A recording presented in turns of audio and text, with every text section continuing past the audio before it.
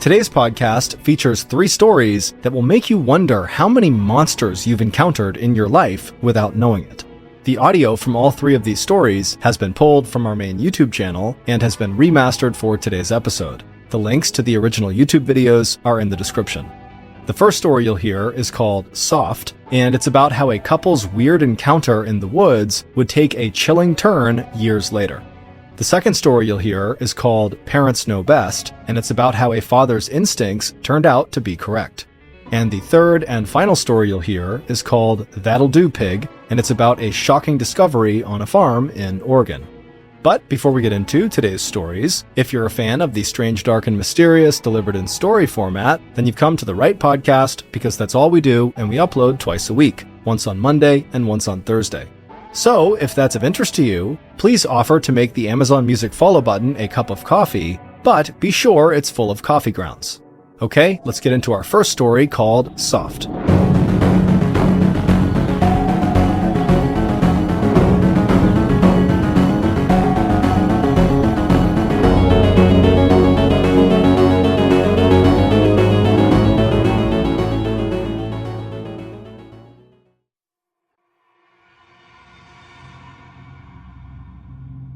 In the 1970s, a young woman and young man were on their very first date together, and it wasn't going very well.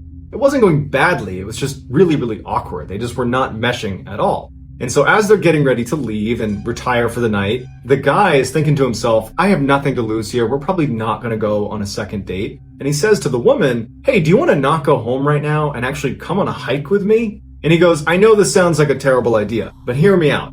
I go mountain climbing in this area called Provo Canyon. It's not that far from here. There are these beautiful trails that lead up the side of the canyon to these amazing scenic overlooks. And tonight it's a new moon, so there's great visibility. And I just think that you might enjoy it. And so at first, the woman is obviously a little bit hesitant. But when he says, look, I go hiking there at night all the time. I love it out there. And I promise if there's any weirdness, if you don't like being there, we'll just turn around and leave. It's totally safe. And so after a little bit of coaxing, she finally says, okay, you know what? That sounds fun. Let's go do it. And so their date that had been really awkward suddenly became really exciting. And the two of them were kind of like thrilled, like, wow, look at us making our way up for a nighttime hike through Provo Canyon. And so they arrive at the mouth of this canyon, and they're both obviously excited, and they hop out and they start walking up this trail that brings them into a heavily forested section of the canyon. Now, to this point, the guy felt like this was a really great idea. He really had gone hiking here a bunch, and he really did know the area well. But as the trail brought them into the forested area, the guy remembers feeling this overwhelming sense of dread. He didn't know why, it was just like an overwhelming sense of anxiety that something bad was going to happen to them. But he had worked so hard to convince his date to come with him, and had convinced her it was safe, that he's not about to let on to her that there was anything wrong with what they were doing. And so he put on, his strong face and just kind of suppressed it and just kept on walking and, holding her hand tight, and they just continued their walk. But his sense of dread would just build and build to the point where he was really on edge. And what he didn't know, but would find out later, is that his date, the woman, she also had this horrible sense of dread as soon as they went into the forest. But she didn't want to tell him because she didn't want to seem like a party pooper, because he seemed really excited about it. At some point as they're walking down this path, the man steps on something that felt soft. He didn't know what it was, but it caused him to freeze immediately, and he's holding her hand. He kind of jerks her to get her to stop, and before he can even look down and see what he's standing on, he hears rustling coming from the bushes just off the trail. She hears it too, and both of them, without saying a word to each other, because again, you gotta remember, they're both really stressed. They haven't let on to the other how stressed they are, but they're both basically ready to leave. And so the two of them turn around and they hightail it out of there. He has no idea what he stepped on. They don't know what they heard in the bushes, but they don't care. The anxiety was so high, they just wanted to leave. Years later, that man and woman who had this very strange date would actually be married. And they'd be sitting down watching TV together, and they're flipping through the channels, and they land on an interview with a death row inmate. And the interviewer is asking the inmate, was there ever a time that you were almost caught red-handed? And the guy being interviewed says, yes, one time. I was in the forest up in Provo Canyon one night, and a young couple came walking up the trail. I didn't see them, so I only had a chance to jump into the bushes right next to the trail, and the guy actually stepped on the body of a girl I had just killed. But for some reason, he didn't look down and see what he was standing on, and the two of them didn't notice me just a few feet away from them. They just turned around and walked away. Turns out that young couple had run into one of the worst serial killers of all time, Ted Bundy. Before Bundy was executed, he confessed to over 30 murders, but many people believe the true number of victims is much, much, much higher.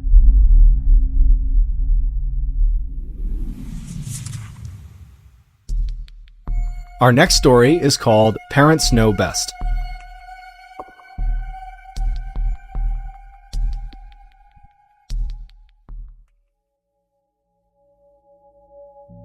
After spending 21 years in the US Army, a man retires and moves to Central Florida with his wife and young son. Although his family had plenty of money because he had a pension coming in and his wife still worked full-time, he just got bored really quickly after moving to Central Florida and decided he would just take a job doing something just to stay occupied. And so he ended up taking a job at a highway gas station. One of the primary reasons he chose this particular job is because the owners of the gas station didn't care if his son came along to help him stock shelves and hang out behind the cash register. And so for years, that's just how it went. The man would work at the gas station and his son would tag along. Even after his son became a teenager and you'd think might be wanting to do other things, well, the town was so small, there was almost nothing to do. So his son still came along well into his teenage years. One night in 1990, his son, who was 15 years old at the time, was at the station and he was actually taking a break sitting outside on a picnic table. He was reading a magazine, drinking a Mountain Dew, and it's dark out, and he notices out of the corner of his eye that there is a woman walking off of the highway towards the gas station. It was a very quiet night at the time, so there's no cars getting gas, there's nobody there, and there's not really anybody even driving on the highway, and so that's why she really stood out to him. And he turns and he notices her, and he thinks to himself, no one ever walks to our gas station. We're on a highway. Everybody drives here. So she must have broken down and she must be coming here to try to use our phone to call a tow truck or something like that. So the woman is walking across the lot, coming closer and closer to the gas station, and the boy at this point has turned his attention back to his magazine, but he would say later that he kept looking up and keeping an eye on her because there was something off about her. The woman ultimately walks right behind him and goes in the door into the gas station. Doesn't acknowledge the boy, doesn't say hi to him, just walks straight inside, and she starts walking up and down the aisles of the gas station.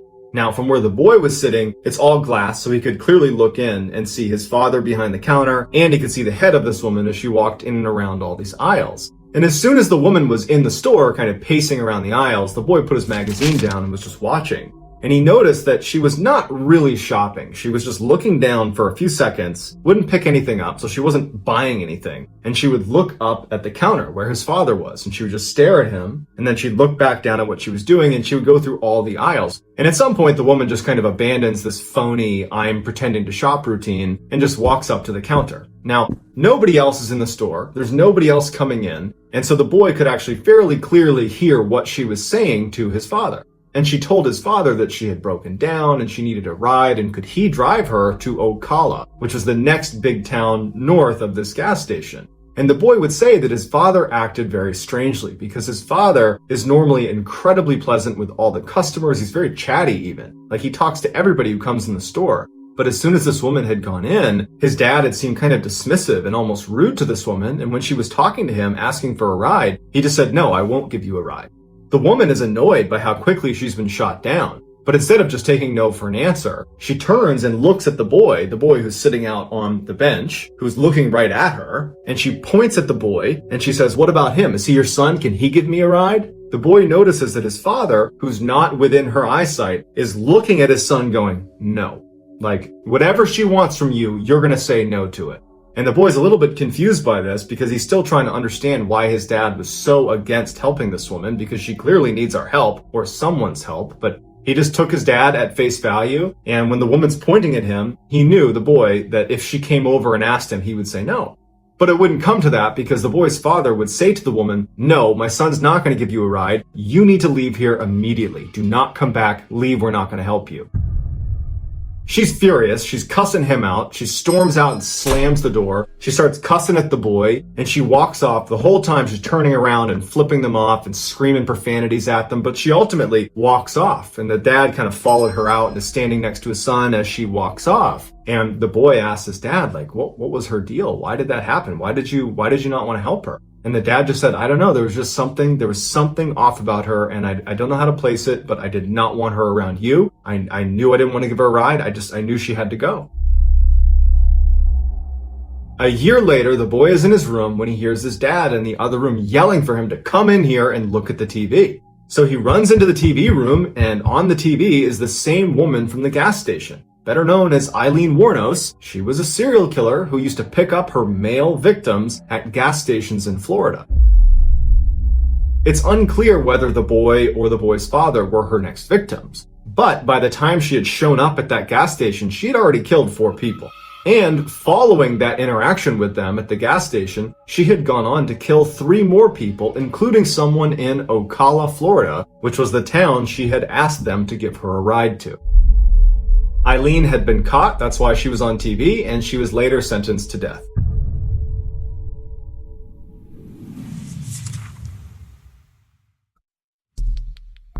The next and final story of today's episode is called That'll Do, Pig.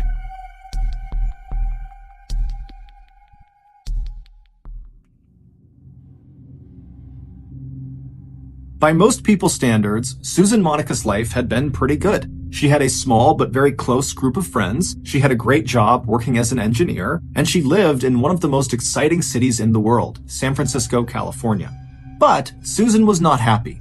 Moving to the big city was not so much a choice as it was a product of life and circumstance. Deep down, Susan had always been someone who preferred peace and quiet and being alone, things that were in rare supply in a big city like San Francisco.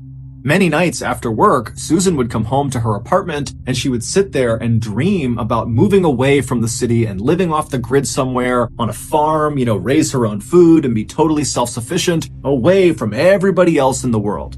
And then one day in 1991, when Susan was 43 years old, she made that dream a reality.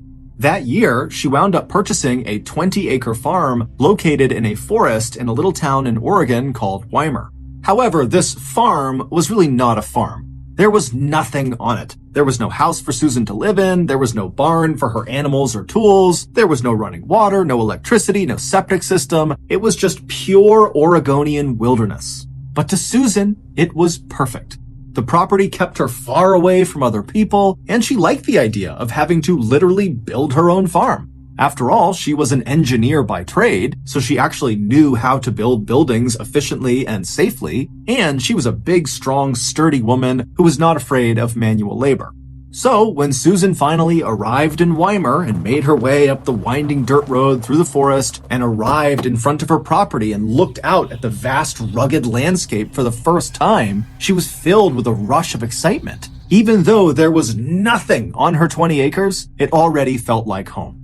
Over the next several months, Susan would transform these 20 acres into a neat little farm, complete with a big barn and a shack for her to live in and a few animal pens for livestock. However, after the farm was built, Susan realized that building the farm was actually not the hard part. The hard part was maintaining the farm, going out there every day and doing all of her chores, feeding all the animals and doing all the different projects she had in mind. It was exhausting.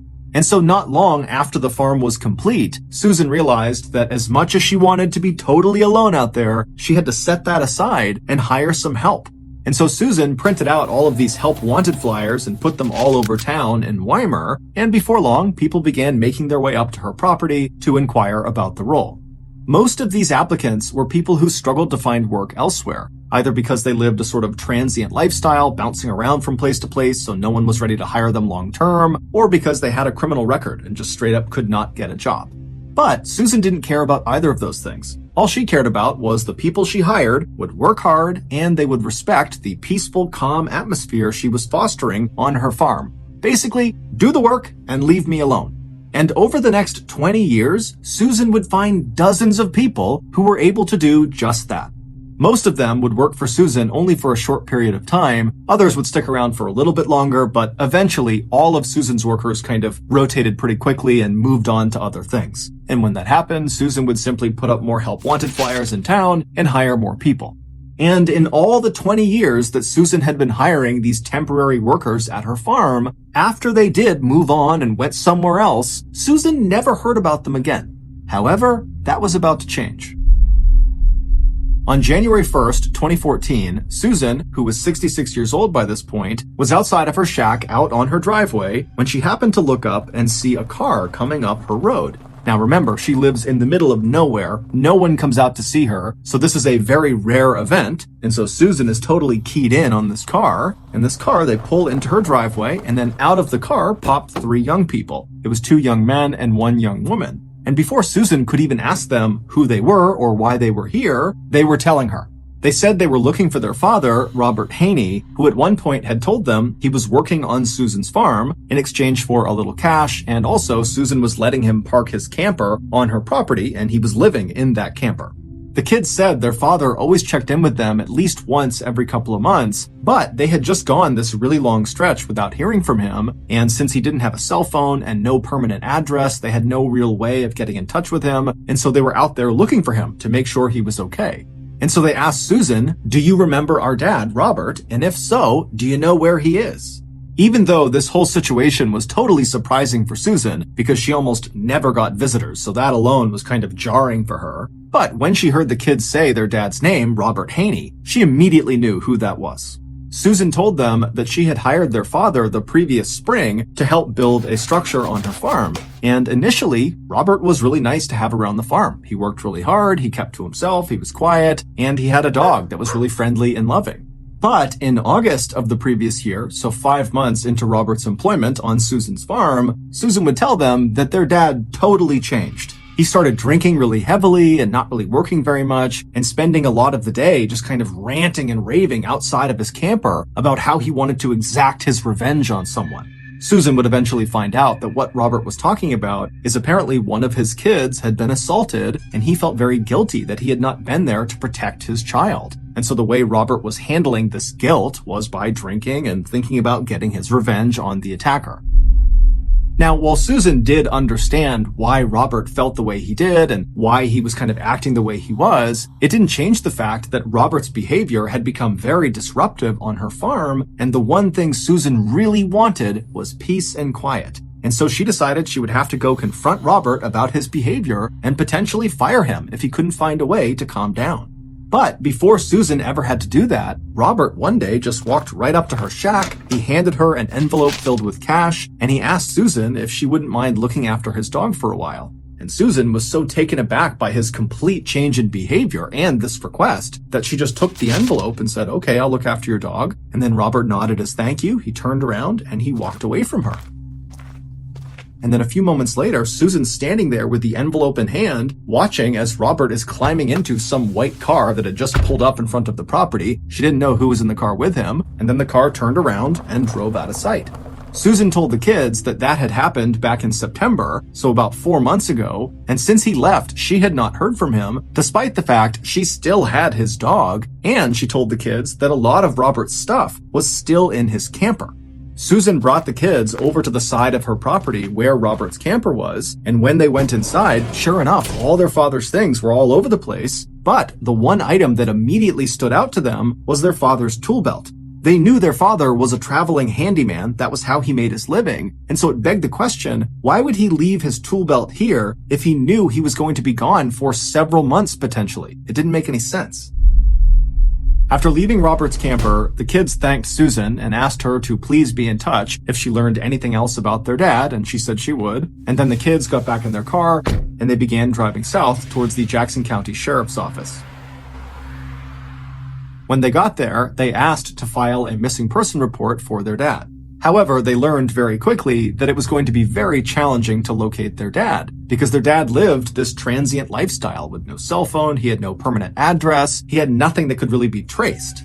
But the investigators agreed with Robert's children that their dad's absence was a big concern, given the fact that his last interactions with Susan had consisted of him drinking very heavily and talking about going and getting his revenge on his child's attacker. And so the sheriff and the deputies were very concerned that that was exactly what Robert had done. He had gone out and potentially murdered someone and now was in hiding. So they asked Robert's kids if they could think of absolutely anything that could possibly allow investigators to track down Robert. And at some point, one of the kids said, "Oh, what about my dad's EBT card?" EBT cards, or electronic benefit transfer cards, are like debit cards for state welfare services. You can use the cards to buy things like groceries, and the cards are definitely traceable. A few days later, when Robert's EBT card trace came back, investigators saw the card had been used just 1 month earlier in a Walmart located about 30 minutes southwest of Susan's farm. Now, this trace obviously didn't tell investigators where Robert was right now or what kind of condition Robert was in, but they had no other leads to operate on, so they decided they would go to the Walmart and see what they could find. When they got there, the investigators were led to the back room of the building where they were able to review the security footage from the previous month when Robert was supposedly there with his EBT card. But after reviewing hours and hours and hours of footage, the investigators never saw Robert on camera. However, they did see Susan on camera, and unbelievably, she was the one using Robert's EBT card. And so obviously this was very suspicious, and right away the investigators left the Walmart, went back to their office, and began the process of getting a search warrant to search Susan's farm. A few days later, on January 10th, the sheriff and his deputies arrived at Susan's property, and when they pulled onto her driveway, Susan came outside to greet them. When she asked them, what's going on, they told her, hey, we're here to search your property in connection with Robert Haney's disappearance. And before Susan could ask any more questions, the sheriff said to her, hold on, just turn around, let's go back inside, I need to talk to you privately. And so Susan, who was very shocked by this, just said, okay, and she turned around and led the sheriff into her house while the other deputies fanned out across the property to begin this big search. Once inside of Susan's house, they sat down in her kitchen, and right away the sheriff says to Susan, okay, I have you on camera using Robert's EBT card. I know you stole it, so you need to tell me where Robert is right now or it's going to get a whole lot worse for you. And as soon as he said this, Susan's look of shock on her face quickly turned into a look of kind of relief. It was like suddenly she understood what was going on here. And she says to the sheriff, no, I didn't steal his EBT card. He gave it to me along with an envelope full of cash when he left 4 months ago, and he told me to use it to buy dog food for his dog that I'm looking after. And since Robert had been gone for all these months, she had run out of cash to pay for the dog food and now was using the EBT card. Susan also added that if she had just stolen the card from Robert, she wouldn't be able to use it because it requires a PIN number, and Robert gave her the PIN number. That's how she was able to use it. The sheriff was not totally sold on Susan's story, and so he continued to ask more questions, trying to trip Susan up about how she came to acquire this card, but Susan was very firm that Robert had given her the card, and that was it. And so after several minutes, the sheriff realized that Susan was likely telling the truth, which meant the EBT card angle was likely a dead end, and they would have to call off the search. But as the sheriff was standing up to leave the kitchen and leave the property altogether, a deputy from outside came running into the kitchen and without saying a word, just bent down and whispered something into the sheriff's ear. And as the sheriff is listening to this deputy, his face is contorting in disgust. He can't believe what he's being told. And after the deputy stands up and leaves the kitchen, the sheriff takes a deep breath and then looks at Susan and says, ma'am, you're going to have to come with us. Back at the station, a now very flustered Susan was led into a small interrogation room where she sat down looking totally anxious. She's looking around, wondering what's going on. And then the sheriff walked into the room, immediately hit record on the camera, and then looked at Susan and says, has anyone died on your property? The story that Susan would tell the sheriff that day in the interrogation room was so completely unexpected and horrific, it would make headlines all across the country. Before Susan began this story, she told the sheriff that everything she had said about Robert Haney's disappearance had been the truth. However, she had left one little detail out. After Robert had handed Susan that envelope full of cash and the EBT card, and then climbed into that stranger's car and driven away, after that, Robert had actually come back to her farm, and recently. Susan said she discovered his return when one morning she got up and she went outside to go feed her animals when she looked over at the pig pen and saw all the pigs who would normally be laying down and lounging around at that time of the day. They were all up and they had converged in one portion of the pig pen and they had kind of formed a circle around something on the ground as if they were all trying to look at something on the ground. Now, Susan said this was totally uncharacteristic, so obviously something weird was going on, and so Susan dropped her food and rushed over to the fence. She climbed into the pig pen, and as she got closer and closer to all these pigs, she realized they weren't just looking at something on the ground, they were eating something on the ground. And so Susan goes right up to this ring of pigs, and she begins pulling them aside, and then right in the middle on the ground is Robert.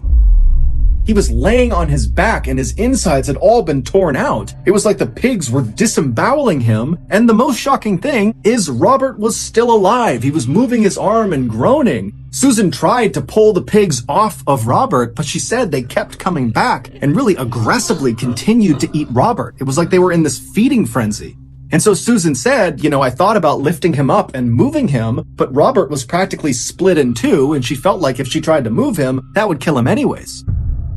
And so Susan said she did the thing that she thought was right at the time. She left the pig pen, went into the barn, got a shotgun, ran back to the pig pen, raised the weapon, and fired it into Robert.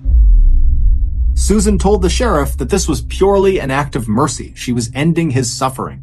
After Robert was dead, Susan said she just left the pig pen, and then 3 days later, she went back into the pig pen with bags and collected the little bits of Robert that had not been eaten by her pigs. And then she took those bags of remains and chucked them into her barn on top of the trash pile. But clearly, Robert's remains had not remained in the barn because the thing that deputy had whispered into the sheriff's ear when the sheriff was talking to Susan in the kitchen was, "Sir, we found a leg outside." It was Robert's leg, and it was found not inside of the barn in the trash pile, but out in the middle of her property, just out in the open. Susan, when confronted with that information, suggested that, maybe a wild animal had gone into the barn, got a hold of it, and dragged it off. The sheriff didn't even know what follow-up questions to ask, and so he just said, well, why didn't you call 911 when you first saw Robert? I mean, maybe we could have saved him. Or at least after he was dead, why didn't you tell someone? Susan would say that the reason she didn't tell anyone is she was afraid that if word got out about what her pigs had done, then her pigs would be euthanized and she would lose a major revenue stream because she sold her pigs' meat in town. And she said even if her pigs were not euthanized, she was worried people in town would not want to buy her pigs' meat after they learned her pigs were attacking and eating humans. Susan would tell the sheriff exactly where they could find the bags that contained Robert's remains, and she even said she would take a polygraph test to show she was now telling the whole truth. But when she actually sat down to take the polygraph test, she kept fidgeting and coughing and doing these really dramatic sighs, and it was causing the test operator to get really inaccurate readings. And so when this first polygraph test was over, the results were inconclusive. And so the investigators made Susan take another test, but again, she continued to fidget and yawn. And so finally, the investigators in the room watching this happen just called off the test. And when they did, they said to Susan, hey, we're going to search your farm, and if there is anything on your farm that you have not told us about, you're going to be in serious trouble because we're going to find it. At this point, Susan kind of stopped fidgeting, and she looked up at the investigators, and after a long pause, she reached out across the table and grabbed a piece of paper and a pen. She pulled it back, and she began drawing something. And after a few seconds, it became pretty clear she was drawing a map of her farm. And after the map was all drawn out, she drew a big X in the middle of it and then slid the map back across the table to the investigators. And she said, if you go to that X, you'll find Stephen. And the investigators are like, who's Stephen? We're talking about Robert. What are you talking about? Well, it would turn out Robert was not the only farmhand to die on Susan's property. In 2012, about a year before Susan hired Robert, she hired another man named Stephen Delicino. And according to Susan, Stephen was a lot like Robert. He was really easy to get along with, he was quiet, he worked hard, but at some point, Susan said they had a big falling out. Susan said she started to suspect that Stephen was stealing her guns in her barn, and so she went to confront him. And during this confrontation, they got into this big fight, and Susan said she didn't really remember all the details of what happened next, but at some point during this fight, a gun went off, and then Stephen fell to the ground in the middle of the pig pen with his head bleeding, and all of Susan's pigs suddenly swarmed him and began eating him. The stunned investigators again asked Susan, okay, if that really happened the way you said it did, why didn't you call 911 if this was like an accident? And Susan would say, again, that her big fear was her pigs would either be euthanized or word would get out that her pigs were eating people, and the people in town would not want to buy her pig's meat because of that. In the end, as far-fetched as Susan's stories were about what happened to Robert Haney and Stephen Delacino, there was never any evidence that actually contradicted her claims. And so as a result, when Susan went on trial for murdering Robert and Stephen, it came down to whether or not the jury believed Susan. And they didn't. Not at all. They believed that Susan was completely lying, and that in reality, Susan, who was known to have a very quick temper, shot Stephen and shot Robert very much on purpose, and then threw them into her pig pen. We can only hope they were dead before her pigs began eating them. On April 21st, 2015, more than a year after Robert's children had reported him missing, Susan was convicted of 2 counts of murder for Robert and for Stephen, and 2 counts of abusing a corpse. She was sentenced to a minimum of 50 years in prison. While in custody, Susan would be overheard saying there were 17 other bodies buried on her property. However, when the police went out there and searched again very extensively, they never found any other remains.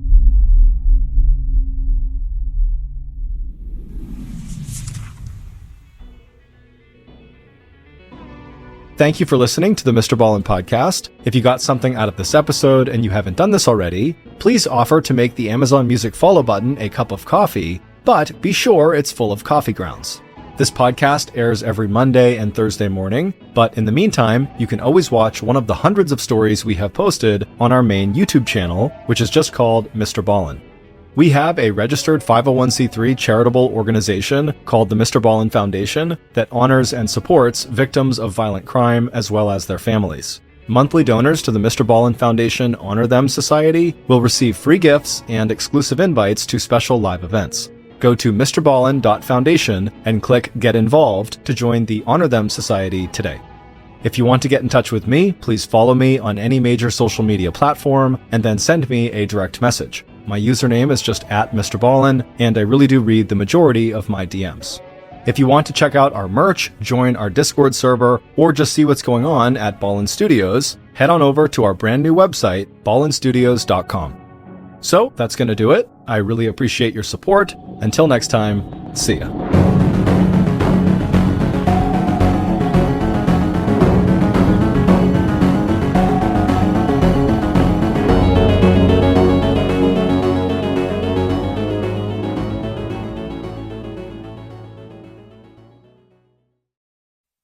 Today's podcast will feature 3 stories that will make you wonder how many monsters you've encountered in your life without even knowing it. The audio from all 3 of these stories has been pulled from our main YouTube channel and has been remastered for today's episode. The links to the original YouTube videos are in the description. The first story you'll hear is called Granny Ripper, and it has one of the most shocking plot twists we've ever covered. The second story you'll hear is called Reign of Terror, and the implications of this story are massive and will take you down a very deep rabbit hole. And the third and final story you'll hear is called Inside Scoop, and it's about one of the most unbelievable revenge stories ever, but you won't even realize it's a revenge story until the very end. But before we get into today's stories, if you're a fan of the strange, dark, and mysterious delivered in story format, then you've come to the right podcast, because that's all we do, and we upload twice a week, once on Monday and once on Thursday. So, if that's of interest to you, the next time the Amazon Music follow button is out of town, secretly bug their house with cameras and microphones, and then live stream those feeds on the billboards in Times Square, New York.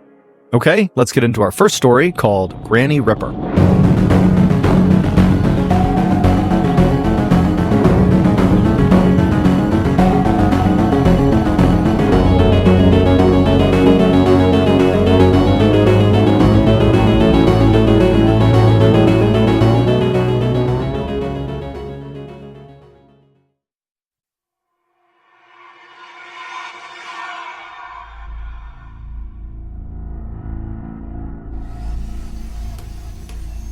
In March of 2015, 68-year-old Tamara Samsonova was having renovations done to her home in St. Petersburg, Russia. A friend of hers, 79-year-old Valentina Ulanova, had heard about Tamara's renovations, and she approached her and said, "Do you want to stay with me while that's getting done?" Tamara was very thankful, immediately said yes, and as soon as she moved in, she immediately started picking up the slack by cleaning up the house and doing the dishes, and made sure she always cooked food for her friend because she wasn't able to pay rent. After a couple of weeks, the renovations on Tamara's home were complete, but Tamara didn't want to leave. She was really enjoying living with Valentina, and so she asked Valentina would it be okay if she stayed a little bit longer. Valentina was a little bit reluctant, but did ultimately say, okay, that's fine. A couple of months go by, and Tamara is showing no sign that she plans on leaving Valentina's home anytime soon, and Valentina is getting increasingly frustrated with that reality. Finally, in late July 2015, Valentina confronts Tamara and says, "You gotta go." And Tamara just says, "No, I'm not leaving." This causes a huge fight, but at the end of it, Tamara still doesn't leave. So for a couple of days, the women just do not speak to each other.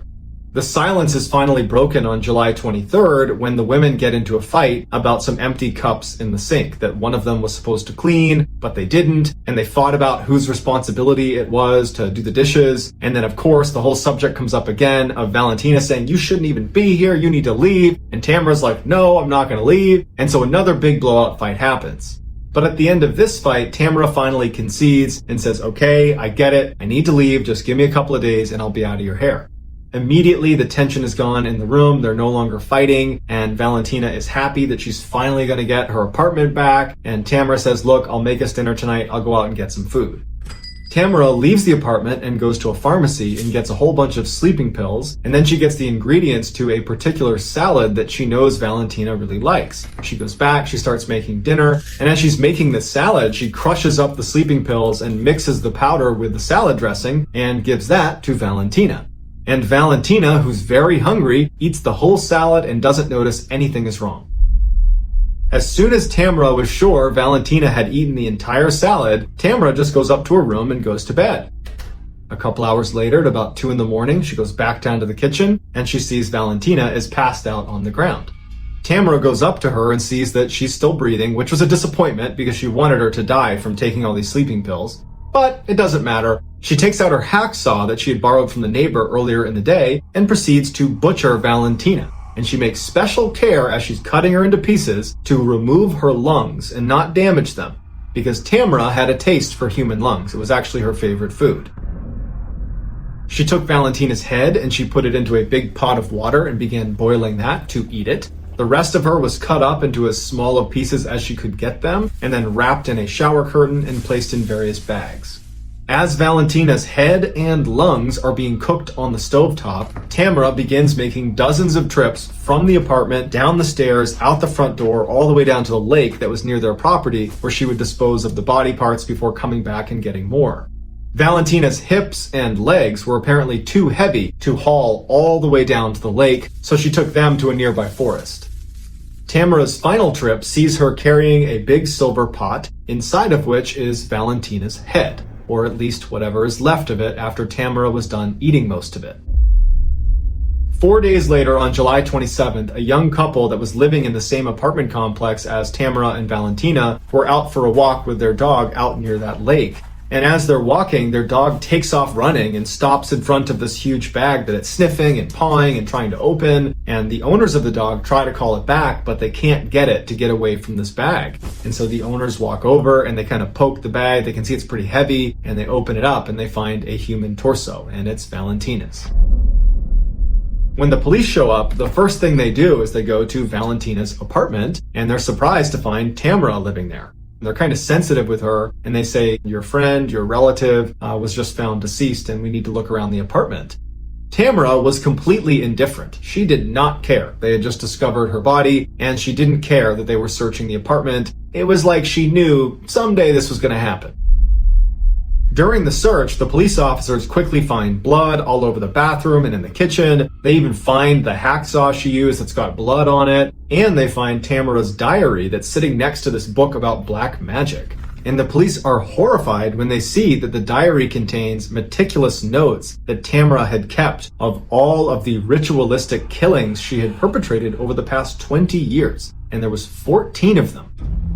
And almost all of them were motivated by Tamara's desire to cast spells that she apparently was reading about in these black magic books she had. And virtually all of these spells required human flesh or other human components. And so she would kill these people, she would use their bodies to cast these spells, and then afterwards she would consume them. Not because that had anything to do with the spell, but because she liked the way people tasted, in particular human lungs. The police arrest Tamara, who doesn't put up a fight. She says, "Yep, you got the right person. I did all this." While Tamara was on trial, she seemed like she was in a great mood. She told the judge, "I hope you give me a really severe punishment. I expect to die in prison." She was seen blowing kisses to reporters. It was like she was just totally out of touch. Or maybe she literally knew this was going to happen and just didn't care anymore. Tamara, who would be nicknamed the Granny Ripper by newspapers over the course of this trial, was given a life sentence, and to this day, she is still sitting in jail.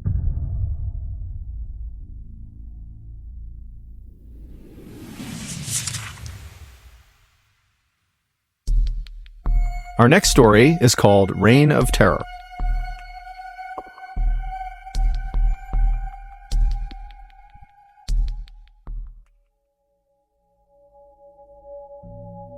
On December 18th, 1956, a brand new game show called To Tell the Truth aired on a major American television network. The premise of the show was relatively simple. 4 celebrity judges would be presented with 3 people called contestants who all claimed to be the same person. And this person who they claimed to be was always remarkable in some way. They had some incredible talent or some crazy job, or they had accomplished something extraordinary. One of these 3 contestants was the real person they were claiming to be. The other 2 people were doing their best to pretend to be that person. And it was the job of the celebrity judges to try to figure out who was telling the truth. So for a set amount of time on the show, the celebrity judges would ask the contestants questions about their background and try to figure out, who was who. And then at the end of the time, the celebrities would cast a vote about who they thought was the real remarkable person. After the votes were tallied up, the host would have the real remarkable person stand up to reveal themselves, and the entire audience would go crazy, and that was the show. And the show became quite popular. So popular, in fact, that today, nearly 70 years later, it's still on the air. And over this show's very long history, virtually all the episodes are pretty similar. It's a pretty redundant show. But there is one episode that will forever go down as the most unique. In October of 1972, 3 contestants walked out onto the stage in front of the 4 celebrity judges, and they all introduced themselves as Ed Edwards. Then the host of the show read aloud the biography of the real Ed Edwards, and he would say that Ed at one point was on the FBI's list of the top 10 most wanted criminals in America for crimes like armed robbery and impersonating a federal officer. And then after he was finally caught by law enforcement and went to prison, a prison guard helped him turn his life around. And then upon release from prison 14 years later, Ed remained this reformed criminal and became a successful author and motivational speaker who specialized in telling people how to identify con men and criminals and how to protect themselves from these people. After the real Ed Edwards biography was read aloud, the 3 contestants sat down and the celebrity judges began asking them questions about their past. And then after the time was up, the celebrities cast their votes, and then the real Ed Edwards was revealed. And even though 2 of the 4 celebrity judges had correctly identified the right Ed Edwards, the crowd was totally astonished at who this guy actually was, because he did not look like this ex-convict. He looked like this kind of all-American, middle-aged father who was totally harmless and wouldn't hurt a fly. But either way, the show ended, and then the world forgot about Ed Edwards. Until 2009. That year, Ed's estranged daughter, 40-year-old April Blasio, finally decided to investigate something that had plagued her for her whole childhood. Despite her father's claims that he was this reformed criminal and this stand-up, law-abiding guy, she didn't believe it. She never believed it. She thought he had never been reformed and just was a criminal and always had been. Behind closed doors, Ed was violent and abusive, and he was a compulsive liar. She remembered in the 1970s and 80s when she was a young kid, Ed would make their family pack up and move sometimes in the middle of the night, and April always assumed it was because her dad was wrapped up in something criminal. But every time she asked him, he would say, "Oh, well, I was an informant when I was in jail and I snitched on some people, and some of those people figured out where we live, and so we gotta move." April knew he was lying, but there was nothing she could do, and so they just kept on moving around. But she always thought something else was going on. So in 2009, when April is now this 40-year-old woman, she's laying in bed one night and finally says, you know what, I'm just gonna start Googling some stuff. So she hops in her laptop and she starts typing in the different names of towns that she and her family lived in as a kid. And then after she'd write the name of the town, she'd write unsolved mystery or unsolved crime, and she would see if anything popped up. And so as she began looking, she found one in 1980. It was an unsolved murder in a town called Watertown, Wisconsin, that happened right around the time that her family very briefly lived in this town. There was this young teenage couple that had left this wedding and they had driven down this dead-end road and they were just kind of enjoying each other's company when an unknown assailant who matched the description of Ed Edwards walked up to their car, broke in, shot them both to death, and then disappeared. And so on a hunch, April called the Watertown Police Department the following day and told them that, I think my father might have been responsible for this double homicide. It's just a hunch, but he matches the description. We were there in this very small window of time when it happened. And so the police said, okay, we'll go have a look.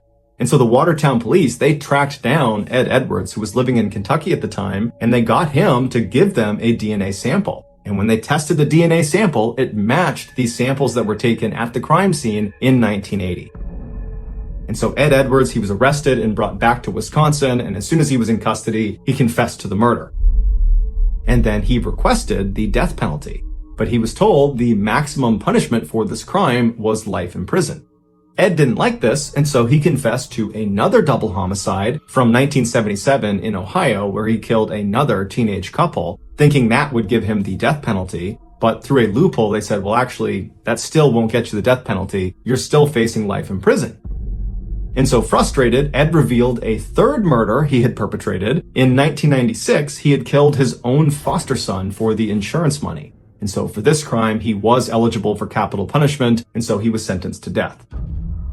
But he would die of natural causes 2 years later in 2011 before the state could execute him. Since his death, cold case investigators and members of his own family have theorized that Ed Edwards is almost certainly responsible for more killings beyond just the 5 he happened to confess to. In fact, many people believe Ed Edwards could actually be the infamous Zodiac Killer, who's one of the nation's most notorious uncaught serial killers that killed 37 people in Northern California in the 1960s and 1970s.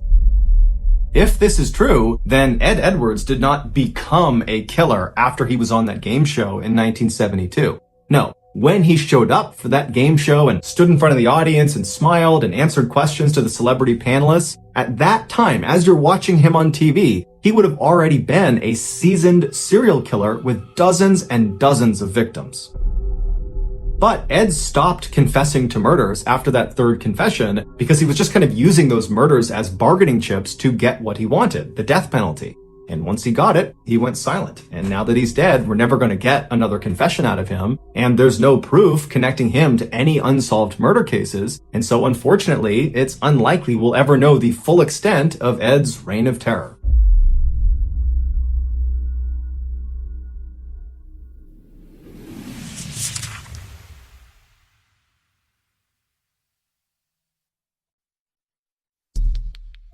The next and final story of today's episode is called Inside Scoop.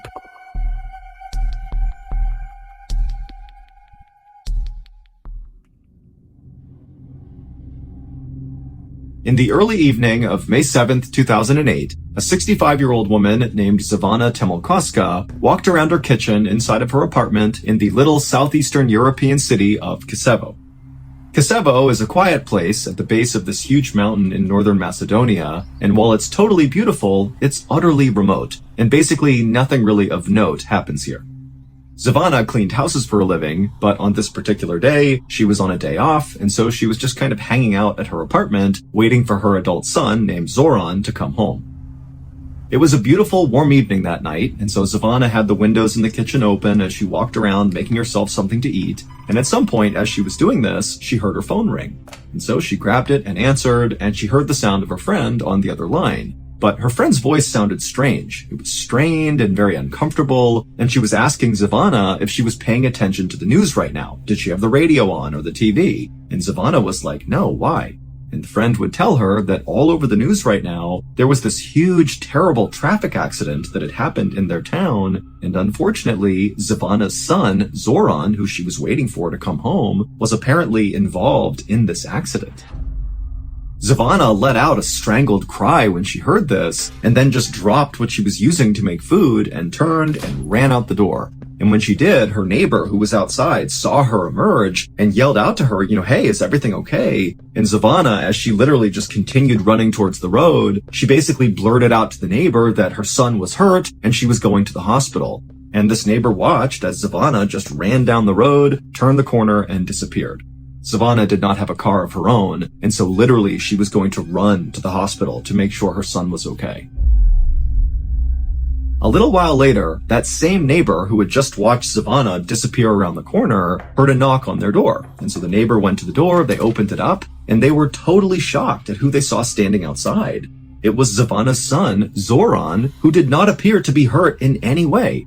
But before the neighbor could ask any questions about this, Zoran, who looked visibly confused, said to the neighbor, hey, have you seen my mom? We were supposed to meet and have dinner together, and it's just totally unlike her to disappear without telling me where she was going.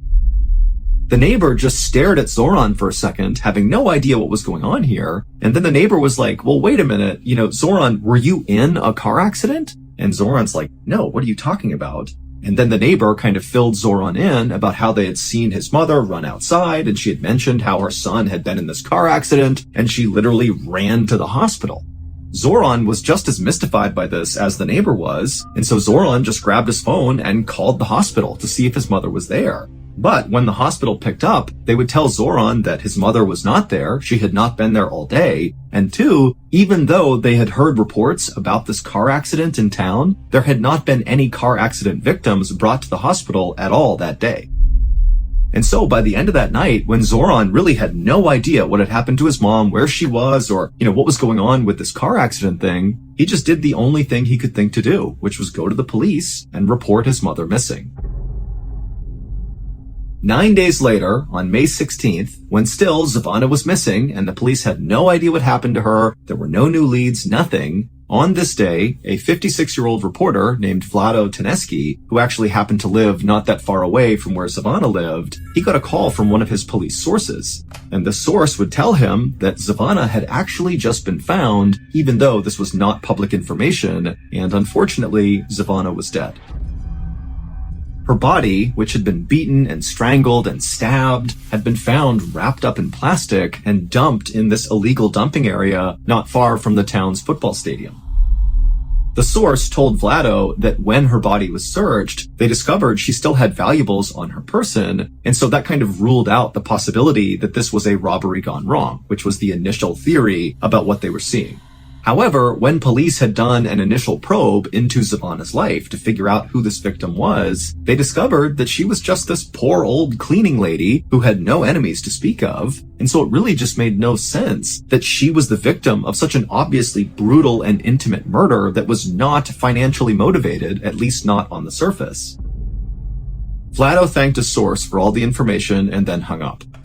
Vlado's source had sounded really shocked by this murder as he was telling Vlado, but now, as Vlado was sitting here thinking about what he had just been told, he wasn't really shocked as much as he was suspicious. He felt like something just was off about this murder. Maybe Zavana appeared to be this poor old cleaning lady with no enemies, but in reality, maybe that wasn't who she was. Maybe she was leading a secret life that got her killed. Or maybe she had stumbled upon something she was not supposed to see and that got her killed. Vlado had no idea, but he just felt like, there's something off about this and it needs to be investigated. Now, Vlado had a reputation in town for being this very aggressive and kind of fearless journalist who had no problem diving headfirst into some of these really murky stories that could involve corruption or misuse of power, and he would get to the bottom of it, and he would publish these articles where he spoke really critically about the government, about police, about anybody really who was in a position of power. But as a result of conducting himself this way, over his 30-year career, Vlado had been threatened with violence many, many times for things he had written or things he was about to write. But even though Vlado knew this Zavana murder case had the potential to once again put him in hot water with the powers that be, he still felt like it was his responsibility to dive into this thing and get to the truth. So, feeling determined, Vlado grabbed his notebook and pen and he walked out the front door of his house and he made the several-minute-long walk over to Savannah's house. And when he got there, her son, Zoran, opened the door, and a few minutes later, Vlado and Zoran were sitting in the kitchen talking about what had happened. Zoran told Vlado all about how he came home and discovered his mom wasn't there, and then he went to the neighbor's house and they explained how, they had seen Savannah running off to the hospital to go look for Zoran, but Zoran's like, I'm not hurt, I didn't get into a car accident, what's going on here? And as Zoran spoke, Vlado took lots of notes and asked lots of follow-up questions, and by the end of this interview, when Vlado felt like he knew everything there was to know about Savannah, he felt like he actually had a pretty good working theory as to what actually happened to Savannah. And the reason he felt like his theory could be accurate had to do with what Zoran told Vlado his mother did for a living, that she was a cleaning lady. Now, it took Vlado a couple of days to put together his story. He had to go out and interview dozens more people in the neighborhood. But finally, on May 19th, so just 3 days after Savannah was found murdered, Vlado published a story in the newspaper. And the story's explosive headline read, "A Serial Killer Stalks Kosovo."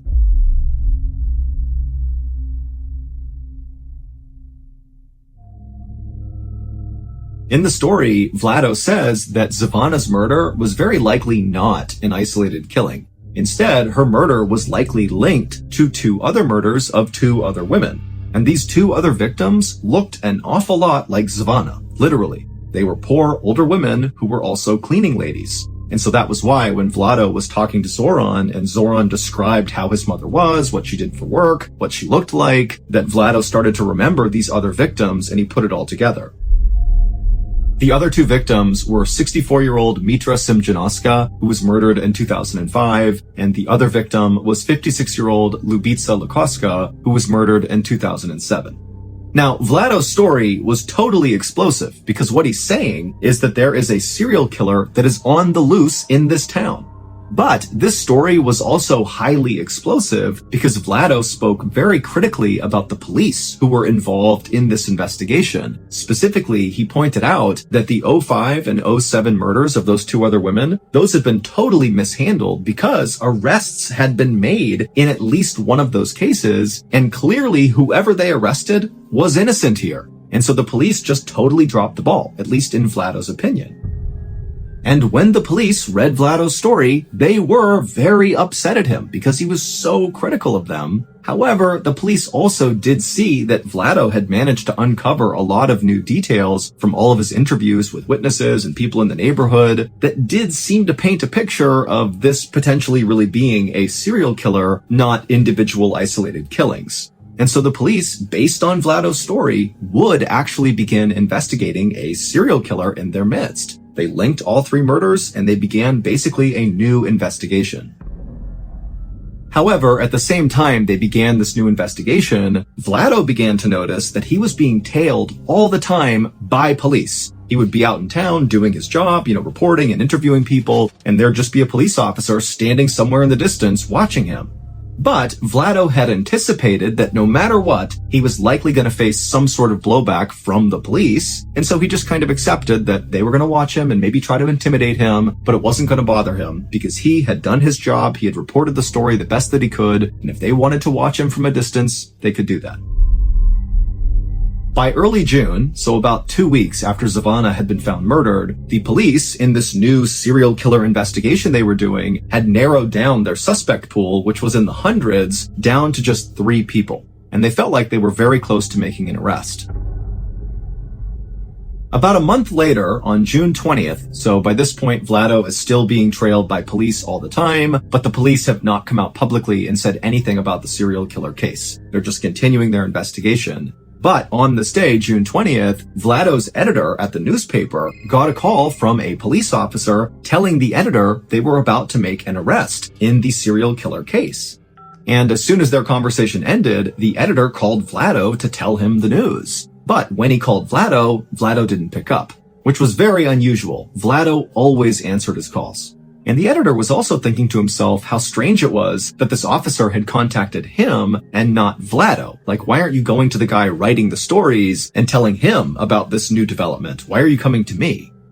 The editor would continue to try calling Vlado several more times, but Vlado never answered. And so ultimately, the editor just kind of assumed that Vlado must be busy, interviewing someone, or maybe more likely, he had already learned about this imminent arrest, and he was on scene ready to capture in real time this arrest that was about to take place. Meanwhile, on a quiet street in Kosovo, the police had surrounded this very modest 2-story home that was very overgrown out front. It was surrounded by tall fir trees, and all the windows had heavy drapes covering them up. And then once the police felt like they had totally surrounded this building, a team of officers walked up onto the porch and knocked on the door and yelled out that they were police, and whoever was inside, come out with their hands up. And for a moment, it was just silent and tense. And then the police on the porch heard footsteps inside the house. They had their guns ready to go. And then the door slowly opened up. And this man, who seemed very unthreatening and kind of confused, stepped out onto the porch. And the police immediately arrested him and took him away. A few minutes later, back at the newspaper headquarters, Vlado's editor got another phone call. And when he answered, it was the same police officer who had called before to warn him about this upcoming arrest. Except this time, the officer was calling to say the arrest had been made, they had caught their serial killer, and then he told the editor the name of the person they arrested. And when the editor heard the name, he dropped the phone in shock. The serial killer was Vlado.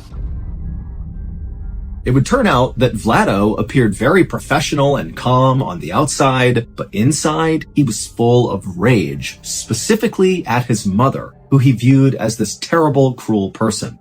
And after she died in 2002, Vlado became obsessed with this idea of getting revenge on his deceased mother. And the way he decided he would do that would be by killing random women who just kind of looked and seemed an awful lot like his mother, i.e., they were poor, older, and cleaning ladies. His 3 victims, Mitra in 2005, Lubitsa in 2007, and Zvana in 2008, had all personally known Vlado's mother. And so Vlado had actually used that connection to gain each of his victims' trust, and then once he had their trust, he would lure them away to strangle, stab, and beat them to death. In Vlado's explosive newspaper story, he lied about a whole bunch of things just to throw the police off. Like, for example, he made up that he spoke to a witness who claimed to have seen Zvana get into a car with 2 men right before she vanished. Vlado did not see that. That was just a total lie designed to confuse the police. Vlado had also been the one to plant that story on the radio about Zvana's son, Zoran, being in this terrible accident. That had caused Zvana to run out of her house and be vulnerable to be scooped up and killed, which is exactly what Vlado wanted. He had called the radio station and told them about this accident, and because he had previously worked for that radio station, they believed him without doing any fact-checking and broadcast the story. And so really that whole radio broadcast was just a very intentional trap by Vlado to kill Zvana. But what ultimately got Vlado caught was in the article he wrote, he left in some really specific details that the police had not revealed to the public. And so basically by including these in the story, it meant Vlado had an inside scoop into what was really going on. Like, for example, Vlado said that all 3 of these women who had been killed by the serial killer had been strangled to death by telephone cords that were left at the scene. But again, the police had not revealed that to the public, and so when they read the story, they actually became very suspicious of Vlado and thought he could be involved in these murders. And so when Vlado felt like the police were trailing him just to intimidate him, in reality, the police were trailing Vlado because they thought he could be the murderer, and eventually, when they got a DNA sample from Vlado, it was confirmed that their suspicions were right. He was the killer. After Vlado's arrest, he was immediately charged with 2 of the 3 murders, and the police were getting ready to charge him with the 3rd, and they were even looking at a 4th victim, potentially, that maybe Vlado had killed as well, but they weren't entirely sure yet. But on June 23rd, so just 3 days after Vlado's arrest, he died in jail in a way that really didn't make any sense. Vlado had drowned in a small bucket of water inside of his jail cell, while there were 3 other people inside of that jail cell with him who all said they didn't notice it happening. Officially, Vlado's death was ruled a suicide, and after his death, all of the murder investigations were closed.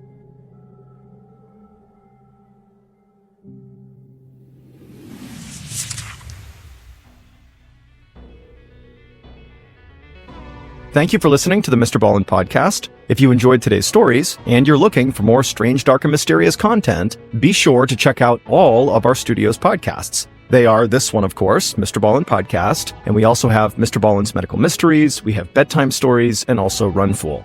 To find those other podcasts, all you have to do is search for Ballen Studios wherever you listen to your podcasts.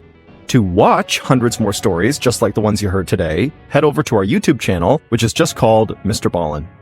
So that's going to do it. I really appreciate your support. Until next time, see ya.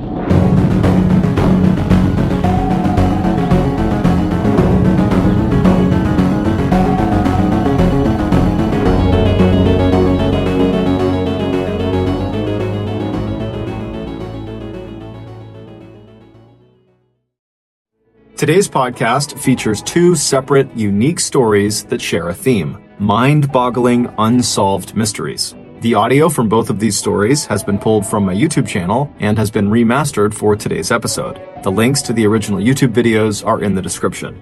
The first story you'll hear is called Mommy is in the Trees, and it's about the story that a little girl told police after she was found wandering around a department store by herself in 1985 in Washington State. The second story you'll hear is called Where Did He Go? And it's about the baffling disappearance of Bryce Lispiza. But before we get into today's stories, if you're a fan of the strange, dark, and mysterious delivered in story format, then you've come to the right podcast because that's all we do, and we upload twice a week, once on Monday and once on Thursday. So if that's of interest to you, please ask the 5-star review button to go for a walk with you in northeastern Australia and push them into a gimpy plant. Also, please subscribe to the MrBallen podcast wherever you listen to podcasts so you don't miss any of our weekly uploads. Okay, let's get into our first story called Mommy is in the Trees.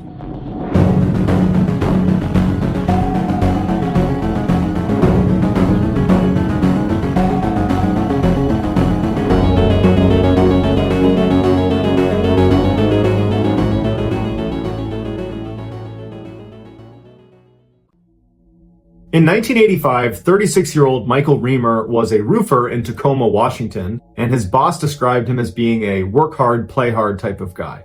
In the winter months, when there really wasn't any roofing to be done, Mike would supplement his income by trapping coyote, mink, and muskrat in the forest that butted up against the Nisqually River, which was an 80-mile stretch that ran right near his home. Most of the traps Mike would set would be far away from any actual trail, because wherever there was a trail, you would have human foot traffic, and that would scare away the animals that you're trying to catch in your trap. And so as a result, he would place his traps in very remote, isolated sections of the forest, which meant he needed to know where those sections were. And so over the 15 years he spent trapping in this forest, he got really, really good at navigating it. It was like he had a map in his head of where everything was in this forest. Plus, Mike was already an avid outdoorsman, and so navigating a forest and being out in the wild was something that just kind of came naturally to him. Mike's girlfriend was a 21-year-old woman named Diana Robertson, and they had a 2-year-old daughter named Crystal. Mike and Diana had a rocky relationship, to say the least. In fact, in October of that year, Diana had filed a restraining order against Mike after he had kicked in the door and thrown her to the ground. Mike also always carried a gun on him, and he had a very quick temper. But despite their significant relationship issues, the one thing they could always see eye to eye on was their daughter, Crystal. They adored her, and when it came to decisions about her, they were always on the same page. It was whatever is in the best interest of Crystal. In December of that year, Diana and Mike were able to reconcile, and so Diana threw the restraining order out. And in fact, she and Crystal moved back in with Mike, which made Crystal very, very happy. Just a couple of days after moving back in, they decided they wanted to go out and go camping together as a family, and then also pick out a real Christmas tree they could bring back for the holidays. And so they settled on an area that was going to be in the same forest where Mike had all of his traps set, and they figured they could, get their family time in, they could get their Christmas tree, and Mike would be able to check his traps, saving himself from making another trip later on. So on December 12th, the three of them loaded up into Mike's red pickup truck, and they drove the 30 minutes down towards Nisqually River, where there was this logging road that Mike would use to park his truck and then walk in to check his traps. So Mike pulls over on the side of the road, they all hop out, and Mike leads the way right into the middle of the woods. There's no trail. Mike is just bringing them to an area where 1, his traps will be, and 2, he thinks is suitable for camping and for looking for a Christmas tree. Later that afternoon, Crystal was spotted walking around a parking lot of a Kmart 20 miles away from where Mike had parked the car near Nisqually River. and she's just walking around. She looks totally confused. She's all alone, and the employees of the Kmart are looking out, and they see this girl, and they're all watching, waiting for, her parents or a guardian or someone to walk over and show that they are with this girl. But after a couple of minutes, when no one does that, one of the employees goes out and tries to talk to her. And this employee would say when she talked to the girl, she kept looking over her shoulder and she was just terrified the whole time. And so this employee asked her, what's your name? And she didn't say anything. She asked her, where are you coming from? Where are your parents? Who's looking after you? And to all the questions she was asked, she didn't say anything. She just looked terrified and was looking over her shoulder. And so this employee brings the girl back inside and they call the police. And so the police show up and they ask the girl the same questions that the employees have been asking her, and the girl's still not speaking. And so after they made an announcement inside to say, hey, is anybody in here the parent or guardian of this child? And no one came forward. They said, okay, well, we have no other choice, but we're going to have to move her to temporary foster care. And so they move her to a foster home, and then they put an ad out in the newspaper that day with a picture of her, basically saying, if you know me, contact this number. 2 days later, Crystal's maternal grandmother would see the picture in the newspaper, and the ad did not have a description of, how she was discovered. It just said she had been found at this particular Kmart, and if you know who she is, please contact this number.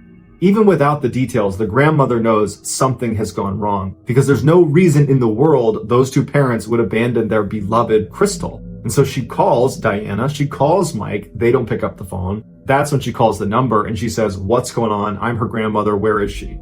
The police tell her to go to the foster home and they will meet her there and they're going to talk about what happened. So the grandmother flies to the foster home and she arrives there before the police. She goes inside and Crystal is so happy to see her. It's the first time Crystal has really broken out of that kind of catatonic state she had been in ever since she was found at the Kmart. So she runs up to her grandmother, they have this reunion, and the grandmother's so happy to see Crystal, but she's also thinking, where are your parents? Where are Diana and Mike? And so she asks Crystal, where are they, honey? Where is your mom? Where's your dad? And Crystal would speak to her grandmother and she would say, Mommy's in the trees. Her grandmother didn't know what this meant, and so she tried to ask clarifying questions, but Crystal was not very verbal. She was not able to articulate more than what she was saying, so she just kept repeating it, saying, Mommy's in the trees, Mommy's in the trees. And so then the police show up, and the grandmother turns to them and she says, where are her parents? Where are Mike and Diana? And the police turn to her and they're like, we don't know. We found her abandoned in this parking lot and she wasn't speaking and no one knew anything about her. And so until right now, we didn't even know her parents' names. Do you have any idea where they might be? And the grandmother's like, I have no idea. I mean, I'm just learning about all of this stuff now. But when I came over here, Crystal said to me, Mommy's in the trees. And, she's not very verbal, so she can't explain much more than that. But she just kept saying, Mommy's in the trees. And I know Mike liked to go camping in this one area near the Nisqually River. He keeps traps out near the edge of the water. He catches some small animals out there. So I know he goes out there and goes camping. And so maybe that's what Crystal's referencing, that they were in the trees. So they were in that forest over there. The grandmother also gave the police the address to Mike's house, and the police used that information to launch their search for the parents. And so the first place they go is Mike's house, and all the lights are off, the door's locked, and his red pickup truck, because the grandmother said he drove a red pickup truck, his red pickup truck is not there. And so they rule out his house, they're not there, and they begin flying a plane not only over Tacoma, which is the area where they were living, but also over that forest that was right up against the Nisqually River. And as they're flying, they're looking for campsites that could potentially be Mike and Diana, but they're also looking for the red pickup truck, which is fairly distinctive. And after a couple of days of flying all over the forest and looking around the side streets and putting people in the forest walking on foot, they couldn't find anything and they turned the search off. And they would tell the grandmother and the rest of the family on Diana's and Mike's side that they really just needed to wait for more information to come in because they couldn't just spend an indefinite amount of time scanning a fairly large area. They have all of Tacoma and this huge forest. And so everyone just had to wait. 2 months later, a man and his dog were out walking on this logging road that was about 10 miles away from the Nisqually River and 30 miles away from the Kmart where Crystal was found. And they're walking on this road and they see way off in the distance there's this truck that's pulled over to the side of this road. And even from a distance, they can tell it's covered in snow. But it hasn't snowed recently. There's snow on the ground, but the amount of snow that is on this truck indicates it's been sitting here for quite a while. And so as they get closer to the truck, this man is looking around, seeing if maybe the owner is nearby, even though it seemed unlikely given the fact that it looks like it's been sitting here a while. And so after he stands there for a minute, looking around, feeling pretty confident there's no one in the area, He brushes the snow off the passenger side window and he looks inside and he doesn't see anything at first, but he notices on the passenger front seat, there's a significant amount of blood on the seat, or what appears to be blood. And this startles the guy, so he backs up from it, and he and his dog very quickly leave this area because they're in this kind of desolate, logging road. He's pretty isolated, and so he gets out of there as quickly as he can, and when he gets to a phone, he calls the police. Police show up and they brush the rest of the snow off, and they find it is a red pickup truck. It's Mike's red pickup truck. Mike and Diana's case had been very big news in the area when it happened, and the news had really not gone away. People were out there looking for this couple, and so as soon as they saw this was Mike's truck, they start fanning out and searching the area, seeing if they can find any other clues about what happened to Mike and Diana. And very quickly, they discover Diana's body. She was located not far from the red truck, just barely off the road in the forest. She was under several inches of snow, and she had been stabbed 17 times, and there was a tube sock wrapped around her neck. There was no sign of Mike, but once they got inside the truck, there was a manila folder that had been tucked up on the dashboard that just said, "I love you, Diana." When police showed that message to Diana's family, they all said, "That looks like Mike's handwriting. He used to send us handwritten Christmas cards, and that looks exactly the way he writes." As for the blood that was on the passenger seat inside the truck, it had been sitting out for too long, so they weren't able to determine whose blood it was, but they were able to determine it was human. So between the blood on the front seat, the note that was left on the dashboard, the personal furious nature of the way in which Diana was killed, combined with Mike's history of violence and his disappearance, because he's not here anymore, that all made it seem an awful lot like Mike was the guy that did this. In fact, this made for a very tidy ending to a mystery that had actually started before Diana had been killed. On August 10th, 1985, so 4 months before Mike, Diana, and Crystal ventured off into the woods near Nisqually River, 27-year-old Stephen Harkins and his girlfriend, 42-year-old Ruth Cooper, were going camping near Nisqually River in the same forest. They were actually about 15 miles from where Diana's body was ultimately found, and they were very close to a number of Mike's traps, although they probably didn't realize they were near them. During their trip, an unknown assailant walked up to their campsite in the middle of the night and shot them both to death. Stephen was found right away, and he was found inside of his sleeping bag at their campsite, indicating he had been killed in his sleep. Ruth wasn't found for months, and when she was found 1.5 miles away from the campsite, and she had a tube sock tied around her neck, the same way Diana had. And the knot that was used on the tube sock was even the same as the knot used on Diana's tube sock. So the similarity was just too much to overlook. And so to the police, they're thinking, Mike has to be the guy in both of these cases. He attacked Ruth and Stephen, perhaps because they were, on his territory where his traps were, and he didn't like that. He has a history of violence, and so he attacks them. And then a couple months later, he attacks Diana, and then he flees. As for his daughter being found alive at the Kmart, it would seem he just did not have it in him to harm his own child, and so he dropped her off at the Kmart before he ultimately fled.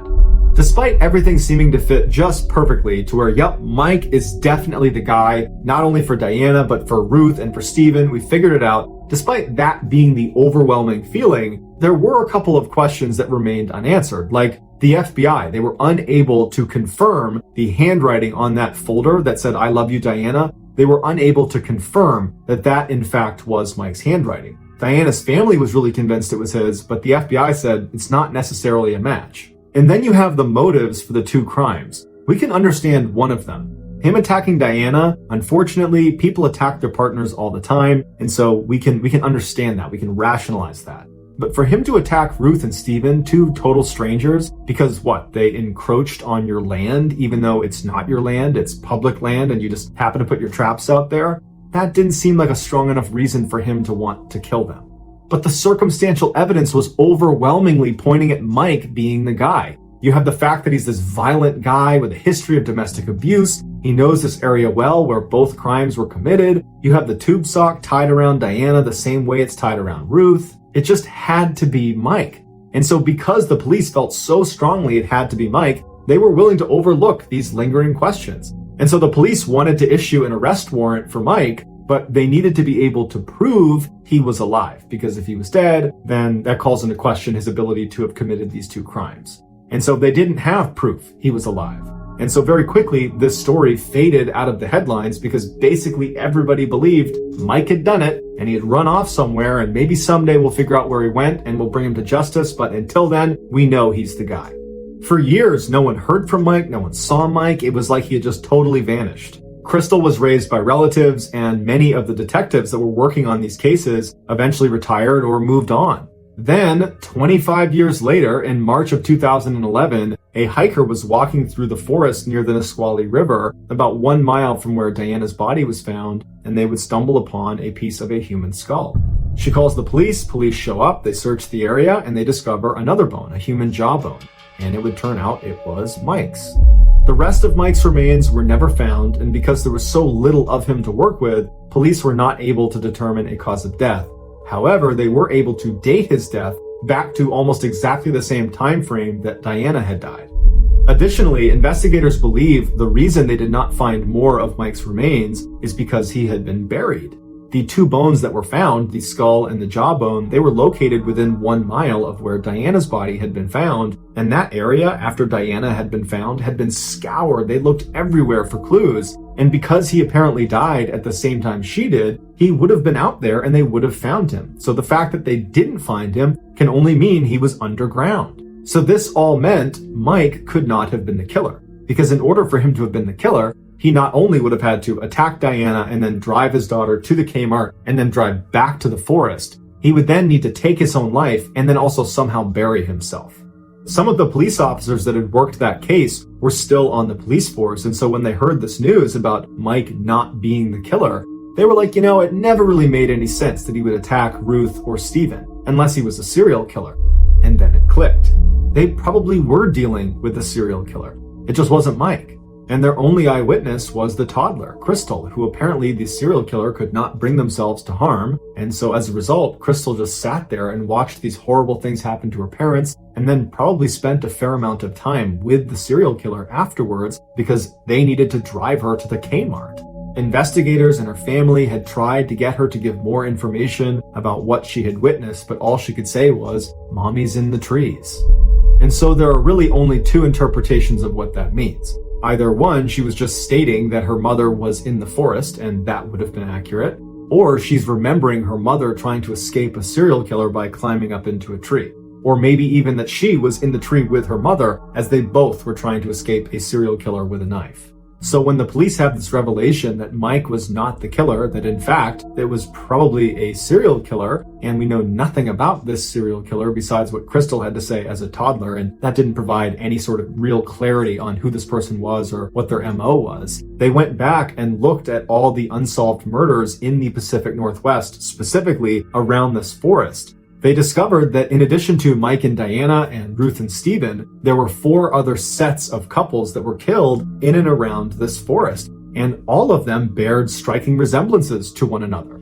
The most recent attack that is associated with the tube sock killer occurred in 2006, but the reality is police don't really know anything about the tube sock killer. All they know is that they're probably in the Pacific Northwest, and they are definitely still at large.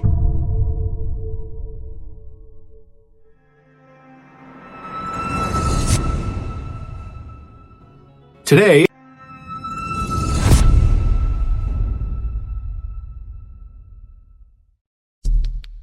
the next and final story of today's episode is called Where Did He Go?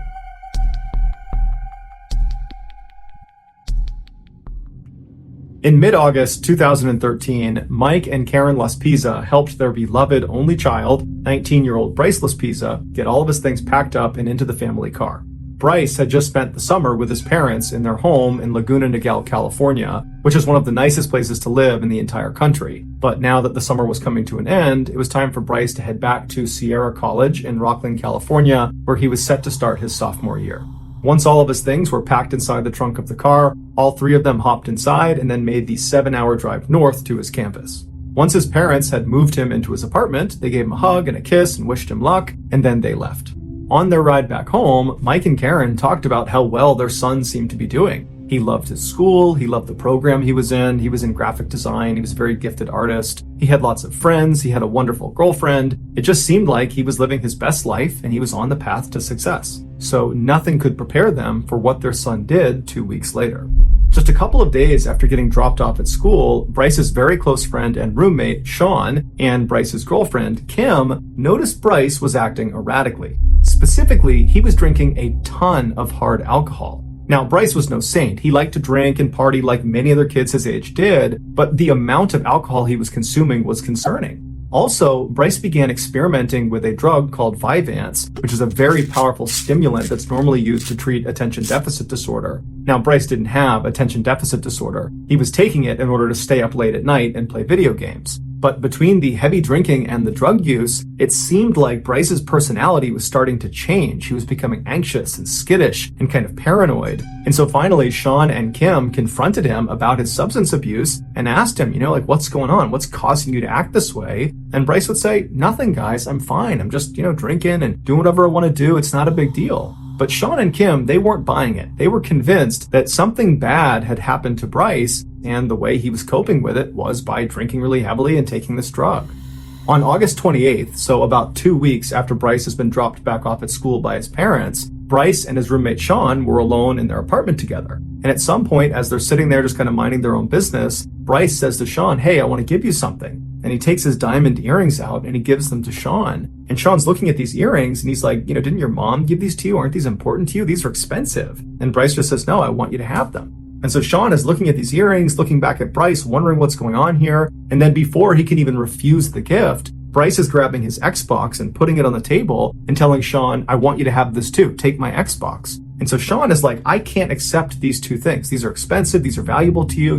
What's going on here? But Bryce would just say, look, man, I want you to have these things. You're important to me and I want to give these to you. And so as Sean is sitting there wondering how to handle this very strange offering, he watched Bryce pull his phone out and begin really aggressively texting somebody. And then after a while, Bryce looks up from his phone and he tells Sean, hey, just so you know, I broke up with Kim. At this point, Sean knows, okay, something is definitely wrong here. There's no reason Bryce would break up with Kim. They were such a loving couple. They doted on each other. They were very close. They had just seen each other earlier in the day. Nothing seemed to be wrong. And so now Bryce is text breaking up with her. It didn't make any sense. Plus, Bryce is now trying to give him all these valuable things. It just wasn't really adding up. And so Sean decided he needed to get in touch with Bryce's parents because clearly someone needed to intervene. And so Sean waited until Bryce left. Bryce actually left to go talk to Kim. And at that point, Sean got his phone out and he looked up Bryce's parents and he called them. Bryce's mother, Karen, she picks up the phone and Sean explains that, your son, he's acting strangely. He's abusing drugs and alcohol. And I wouldn't be doing this unless I thought there was a problem. Like, I'm not trying to get him in trouble. I want you to reach out to him and see what's going on because I think there's a problem. And so Karen was alarmed by this. She had no idea any of this was going on. And she says, okay, I'll reach out to my son. Thank you for telling me. And so they hang up. And before Karen can even call Bryce, Bryce is calling her. And so Karen answers the phone, but it's not Bryce. It's Kim, his now ex-girlfriend. And she says to Karen, hey, I'm sorry to just call you like this, but your son, he just showed up at my apartment and he's acting so strangely that I actually took his keys. I don't want him to drive. There's something wrong with him that's hard to describe, but he just seems totally off. And so now Karen's really concerned because just seconds ago, Sean has told her basically the same thing. And so Karen asks Kim, will you please put my son on the phone? Bryce picks up the phone and he says, hey, Mom, and he sounds totally normal. And she asks him, what's going on? I keep hearing that you're acting strangely and, what are you doing over at Kim's apartment? What's going on here? And Bryce would tell his mom that, look, Mom, I just broke up with Kim. It's a very messy breakup. That's why she's calling you. She's upset. And, that's why I'm over here. We're talking about it. And look, at this point, I just really want to go home. I want to go back to my apartment, but she has my keys. Can you please tell her to give me my car keys back so I can leave? But Karen wasn't really buying it. She knew her son really well, and it just seemed totally strange that two of his very close friends in his inner circle would say the same thing independent of one another. And so she says, you know what, Bryce, look, I want you to just stay there and I'm going to fly out there first thing tomorrow morning and I'm going to just see what's going on out there. And at this, Bryce immediately says, no, Mom, I have a lot to talk to you about. And until I talk to you about it, I don't want you coming out here. And so Karen's like, what do you mean you have a lot to talk to me about? What is it that you have to talk to me about? I don't really understand. But Bryce refused to elaborate over the phone, which Karen thought was very odd because Bryce was remarkably forthcoming with his parents. They had a very open relationship. They were very honest with each other. So for him to not even give a hint at whatever it was that was on his mind that in some way had to do with what was going on here, it just seemed very odd and unnecessarily cryptic. And so Karen gave up trying to get more information out of her son, and instead, she put her husband on the phone. And he asked Bryce, hey, what's going on here? Are you okay? And your mom tells me there's some problem, like, what's going on here? And Bryce again just reiterates, look, Dad, I just broke up with my girlfriend. That's all that's going on here. There's no need to be concerned. I just need one of you to tell Kim to give me my keys back so I can go back to my apartment. That's all I need right now. And so Mike felt convinced that his son was totally fine, even though it did seem odd that two of his friends had said he was acting erratically. But from Mike's perspective, Bryce seemed just fine. And so he said as much to Karen and thought, let's just get Kim to give him his keys back and he can go back to his apartment and we can talk to him later about whatever it is that's going on. And so reluctantly, Karen gets back on the phone and she asks to speak with Kim. And she says, hey, Kim, would you mind giving our son his keys back? He'd like to leave. And so Kim says, okay, I'll give him his keys. And then they hung up. And then Kim got the keys out. She gave them to Bryce and Bryce left. At about 11:30 p.m. that night, Bryce was in his car. He was getting ready to leave when his mom called him back and said, okay, look, I want you to go home, but as soon as you get there, just give me a call so I know you're safe. And Bryce said, no problem, I'll give you a call. About an hour and a half later at 1 a.m., Bryce called his mom back to let her know that he was home safe at his apartment, and Karen and Mike are totally relieved, and they tell their son, okay, we'll talk to you tomorrow morning. 10 hours later, at 11 a.m. on August 29th, Karen received an automated phone call from her car insurance company letting her know that roadside assistance had been used on their 2003 Toyota Highlander car. That was Bryce's car. And so Karen's totally confused because the last she spoke to her son, he was at his apartment. He was home safe. He did not have any car problems. And so she's thinking, did he get up early this morning and get into an accident and call roadside assistance? Or maybe last night he got into car problems and just didn't tell her about it, but they were minor. And so she calls Bryce, but Bryce doesn't pick up. And so she dials his roommate, Sean. Sean does answer the phone, and she says, hey, would you mind putting Bryce on the line? But Sean says, Bryce isn't here, and he didn't come home last night. Considering the general weirdness around their son's recent behavior, this really shocked Karen and Mike. At first, they thought we need to call the police because something horrible has happened. But then they thought, well, wait a minute, let's go into his bank statements because he has a credit card that we gave him, and let's see if there's any recent purchases that will allow us to track where he is. And so they pull up his bank statements, and his most recent charge was only a few hours earlier, and it was at a car repair shop in Buttonwillow, California, which is this small desert town right off of the I-5 highway, located about halfway between his school campus and their hometown in Laguna Niguel. And so Karen and Mike assume their son last night must not have gone to his apartment, but instead just kept on driving south in an attempt to drive all the way back home to his hometown of Laguna Niguel. I mean, after all, he did tell his mom he had a lot to talk about, and he didn't want to talk about it on the phone, and so they assumed he must be driving here to talk about whatever it was in person. And perhaps he ran into some car problems in Buttonwillow, California. That's why he pulled over. That's why there's this charge at this auto repair shop. And so Karen calls the auto repair shop in Buttonwillow, and a man who worked there named Christian answered the phone. And so Karen asked him, have you seen my son? He's got red hair. He's got a tattoo on his arm. He's driving a 2003 Toyota Highlander. And Christian says, oh, yeah, we saw him a couple of hours ago. We responded to his roadside assistance call. He ran out of gas on the I-5 highway. He pulled into a rest stop, and we drove to that rest stop, and we gave him gas. And so Karen asked Christian, did my son indicate where he was going next? And Christian said, no, he didn't. We just gave him the gas and then we left. But if you'd like, I'd be more than happy to just drive over to the rest stop. It's only about 15 minutes away and see if he's still there. It's unlikely because it's been a couple of hours, but maybe. And Karen and Mike are like, oh my gosh, thank you so much. Would you do that? That would be great. And so Christian hops in his car and he drives the 15 minutes over to this rest stop, and he's not really expecting to see Bryce in this parking lot. It had been almost 3 hours. But he pulls into the lot, and there is the 2003 Toyota Highlander with Bryce sitting inside of it. He's just sitting behind the wheel staring out into nothingness. And so Christian walks up to the driver's side and he looks down to get Bryce's attention, and Bryce kind of snaps out of it and looks up, and he's surprised to see Christian again. He rolls the window down, and Christian says to him, hey, I just talked to your parents. They're really concerned about you. You gotta talk to them. And so Christian actually pulls out his phone and he calls Karen and says, hey, he is still here. Here he is. And he hands the phone to Bryce. And as soon as Bryce puts the phone to his ear and he says hello, Karen's like, what are you doing? What are you doing just sitting in this rest stop in the middle of Buttonwillow, California? We're so worried about you. And Bryce didn't really have an answer. He just kept telling his mom, I'm not doing anything. I'm just sitting here. And so finally, his mom stops trying to get information from him and just says, look, please just fill your car up with gas and come straight home, please. And Bryce says, okay, yeah, that's what I'll do. I'll do that right now. And so Bryce hands the phone back to Christian. Christian pulls it up to his ear and he says, "Hey, Karen, it looks like he's leaving now, so I'm going to take off." Karen thanks him and they hang up. Christian goes back into his car, he leaves the lot, and as he's driving, he looks over at Bryce, and it didn't really look like Bryce was getting ready to leave. It looked like he had just gone back to sitting and blankly staring out of his car. But Christian figured, you know what, he just talked to his mom, he said he was going to go home, I'm sure that's what he's going to do. The drive from Buttonwillow, California, south to Laguna Niguel, California, where Bryce's parents were, was about a 3-hour trip. And so the Los Pisas were expecting their son to arrive around 3 p.m.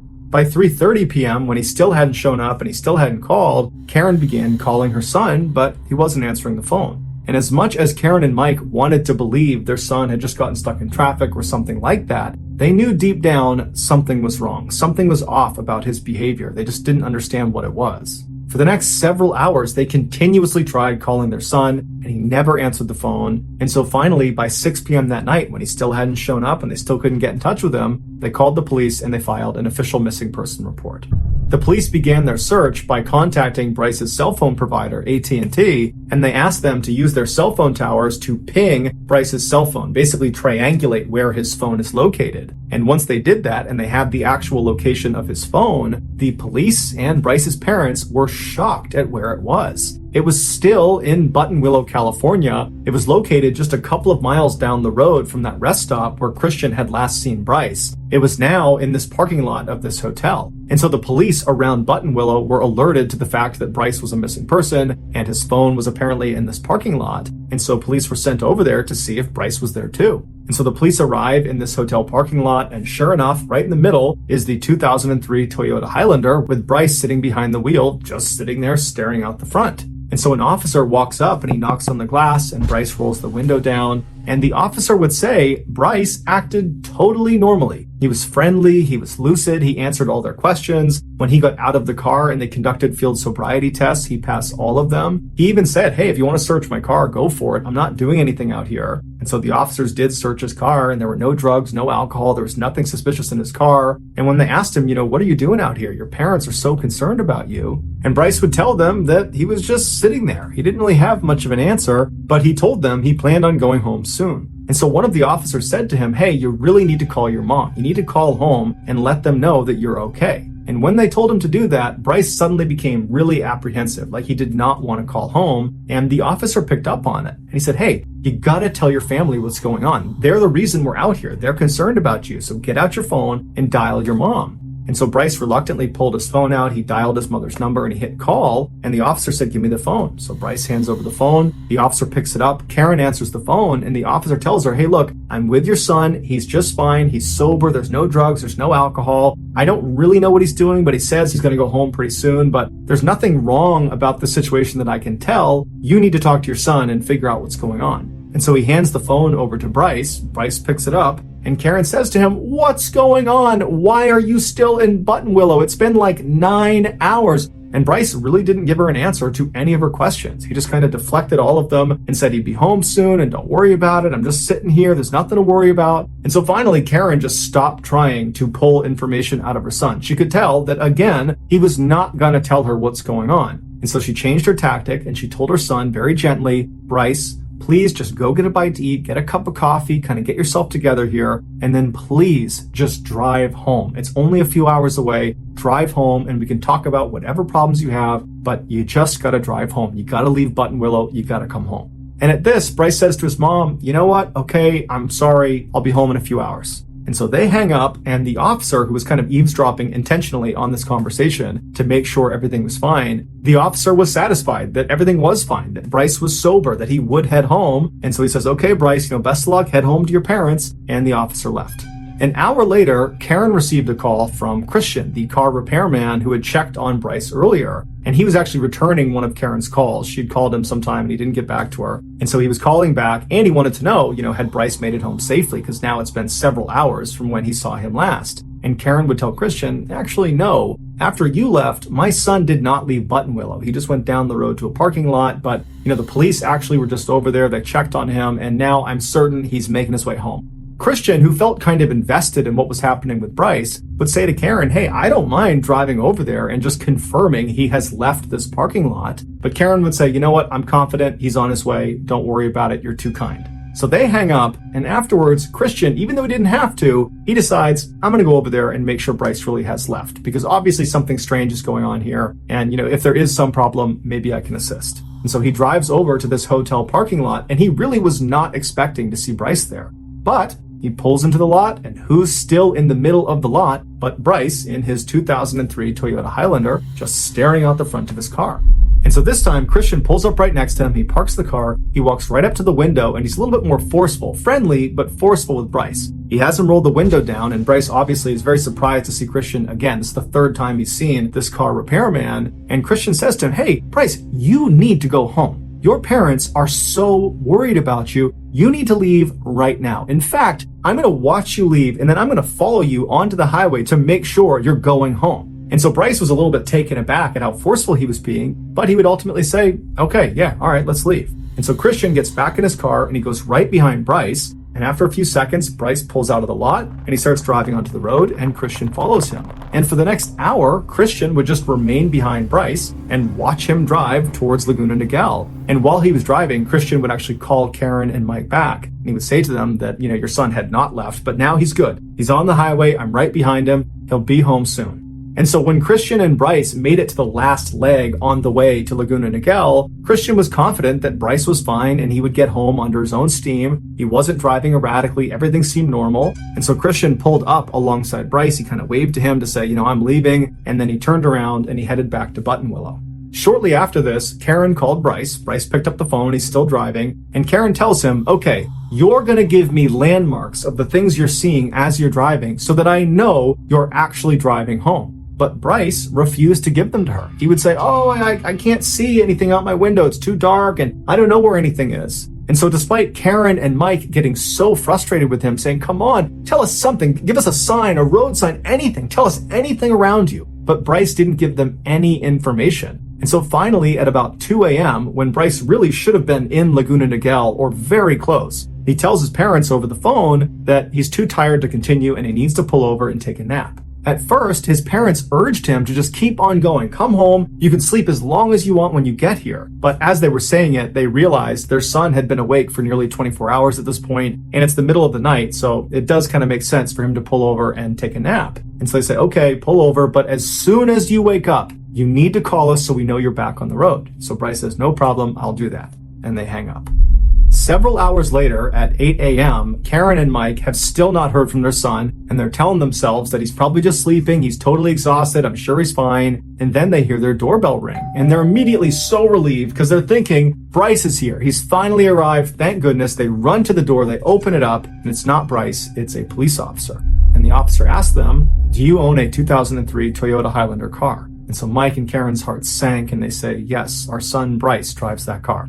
The officer told them that the car had been located a few hours earlier at the bottom of a 25-foot cliff near Castaic Lake. Castaic Lake is about halfway between Buttonwillow and Laguna Niguel. They told the parents that there was no sign of a driver. Bryce was not there. They did find 2 small drops of blood inside the vehicle, but beyond that, there was no indication that Bryce had sustained life-threatening injuries from this crash. They said the back window of the vehicle had been broken from the inside, indicating that Bryce had escaped the wreck by punching out that window. His laptop and phone were still in the vehicle, and his wallet and duffel bag were outside the vehicle on the road and looked like they had been rummaged through before they were left there.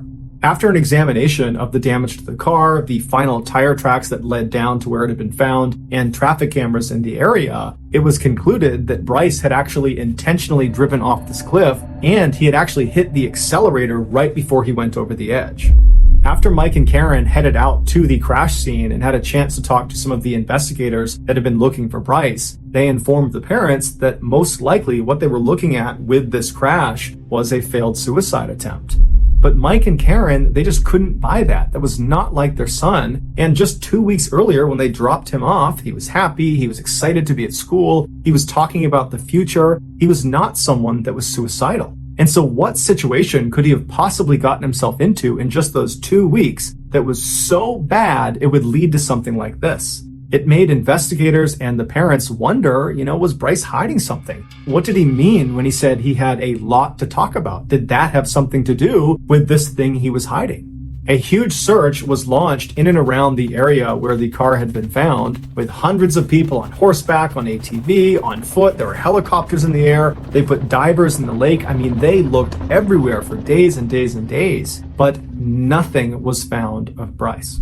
On the 9th day of the search, they brought a bloodhound out to see if it could pick up Bryce's scent, and sure enough, it did, right at the crash site. And the dog followed the scent all the way down to the lake. It walked around the lake to this bridge. It was actually a dam that went across the lake. It followed his scent right across the bridge to the other side, and then it kept on following it up this small access road until it reached a truck stop. And then his scent just stopped. And so police and the parents and everyone involved in this investigation was really surprised at this discovery. And so police got another bloodhound, a separate bloodhound. They brought it out to see if it could do the same thing, to prove that this really was his scent trail. And sure enough, the bloodhound picked up his scent. It went down to the lake, it went around to the bridge, went over, went to the truck stop, and then it just stopped. But after the scent trail was discovered, there was no other leads for anyone to follow. And so after 3 weeks of looking everywhere for Bryce, the search was called off. Some say Bryce was suicidal. That's why he drove off the cliff. That was a suicide attempt. And despite the bloodhounds picking up his scent, Bryce was most likely in the lake somewhere. Others disagree and say Bryce is still alive, that after this crash, he gets out of the car and he walks down to the lake, he walks around to that bridge, he goes up to the truck stop, and then he hitches a ride with someone and vanishes, and now he's living off the grid somewhere. And still others believe Bryce's drug and alcohol use caused a psychotic break, and that was what was causing all this strange behavior, and that was what led him to drive off the cliff. And perhaps when he landed, he sustained a vicious head wound that caused him to forget who he was, and so now he's just kind of wandering around somewhere, not knowing who he is or knowing that he's a missing person. As for his parents, they say he would never do this on purpose. He would never cause this much pain to the people that love him, and so he must have been a victim of foul play. But regardless of what you believe happened to Bryce, something happened to him, and it's probably connected to whatever it was he said he needed to talk to his mom about. That thing that he couldn't discuss on the phone, that potentially he was trying to drive home to talk to his mom and dad in person about. But unless we find Bryce and he's still alive, it's unlikely we'll ever know what it was. Since August 30th, 2013, when Bryce went missing, no one has heard from him and no one has seen him. Thank you for listening to the MrBallen podcast. If you got something out of this episode and you haven't done this already, please ask the 5-star review button to go for a walk with you in northeastern Australia and push them into a gimpy plant. Also, please subscribe to the MrBallen podcast on Spotify, Apple Podcasts, Amazon, Google, and anywhere else you find your podcasts. This podcast airs every Monday and Thursday morning, but in the meantime, you can always watch one of the hundreds of stories I have posted on my YouTube channel, which is just called MrBallen. If you want to get in touch with me, please follow me on any major social media platform and then send me a direct message. My username is @MrBallen, and I really do read the majority of my DMs. Lastly, we have some really cool merchandise, so head on over to shopmrballen.com to have a look. So that's going to do it. I really appreciate your support. Until next time, see ya.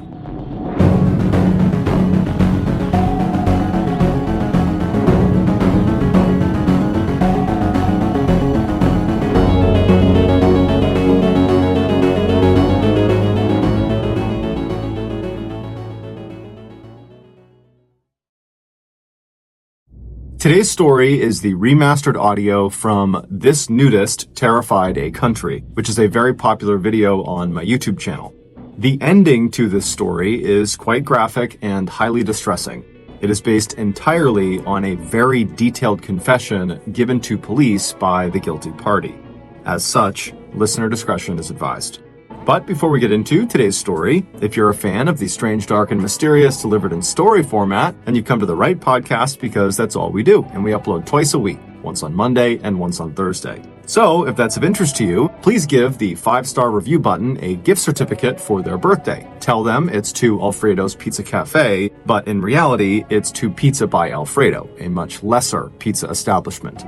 Also, please subscribe to the MrBallen podcast wherever you listen to podcasts so you don't miss any of our weekly uploads. Okay, let's get into today's story.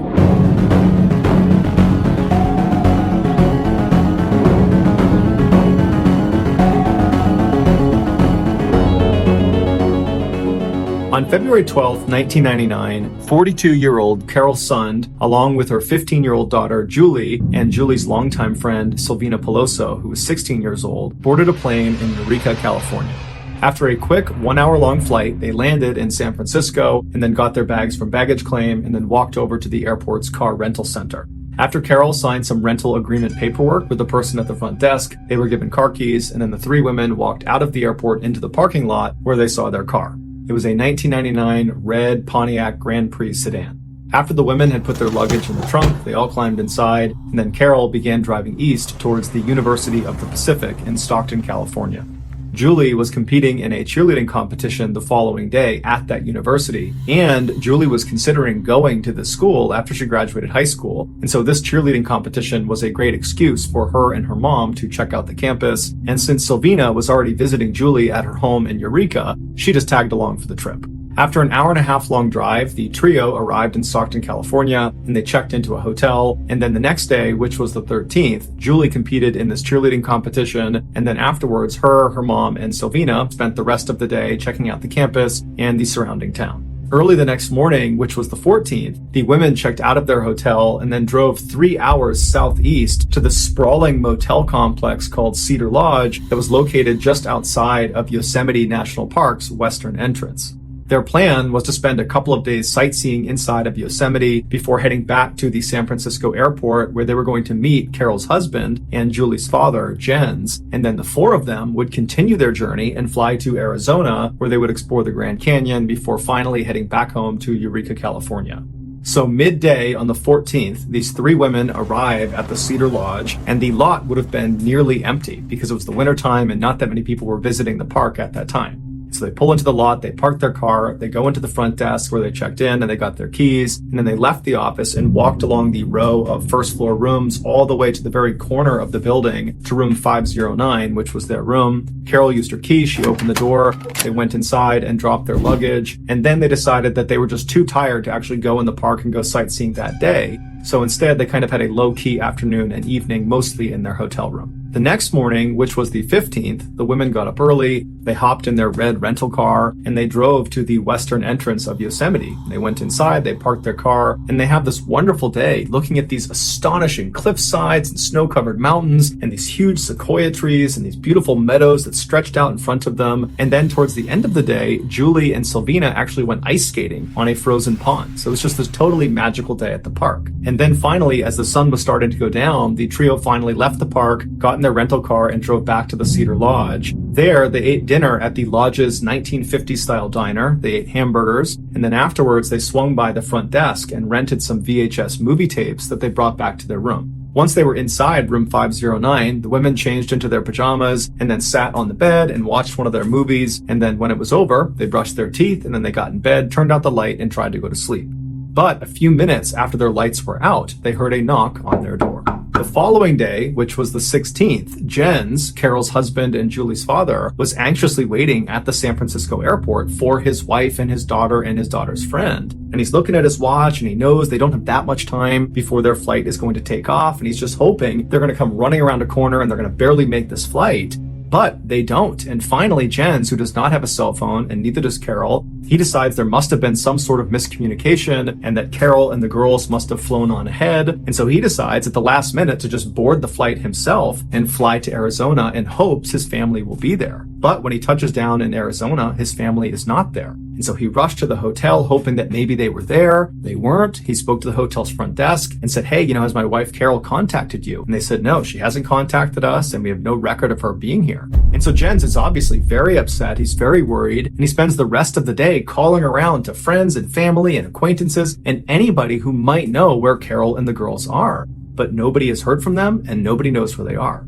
And so that night, as Jens is about to go to bed, he convinces himself that they are probably just fine. This is just some screw up. Carol is an unbelievably fierce woman. She's incredibly competent. She will take care of those girls, and I'm sure I will see them tomorrow morning. But when he woke up the next morning and Carol had not made any contact with the hotel or reached out to him in any way, and there was just no sign of her or the girls, Jens finally contacted police. That day, after the police spoke with Jens, the first call they made was to the Cedar Lodge, which is the last place they knew Carol, Julie, and Silvina had been. The manager of the lodge would tell police that he had not seen Carol or the girls on the day they were supposed to check out, which was the 16th. But Carol had checked out in advance, so the manager would not have seen her anyways. She would not have had to go by the front desk on the way out, so that was not an anomaly. The manager also told police that on the 16th, after the three women should have been out of their room, the cleaners went by room 509, and when they went inside, it was vacant, and nothing seemed amiss. It was relatively clean, minus some wet towels that had been left on the floor of the bathroom. The keys to the room were left on the desk as they should be.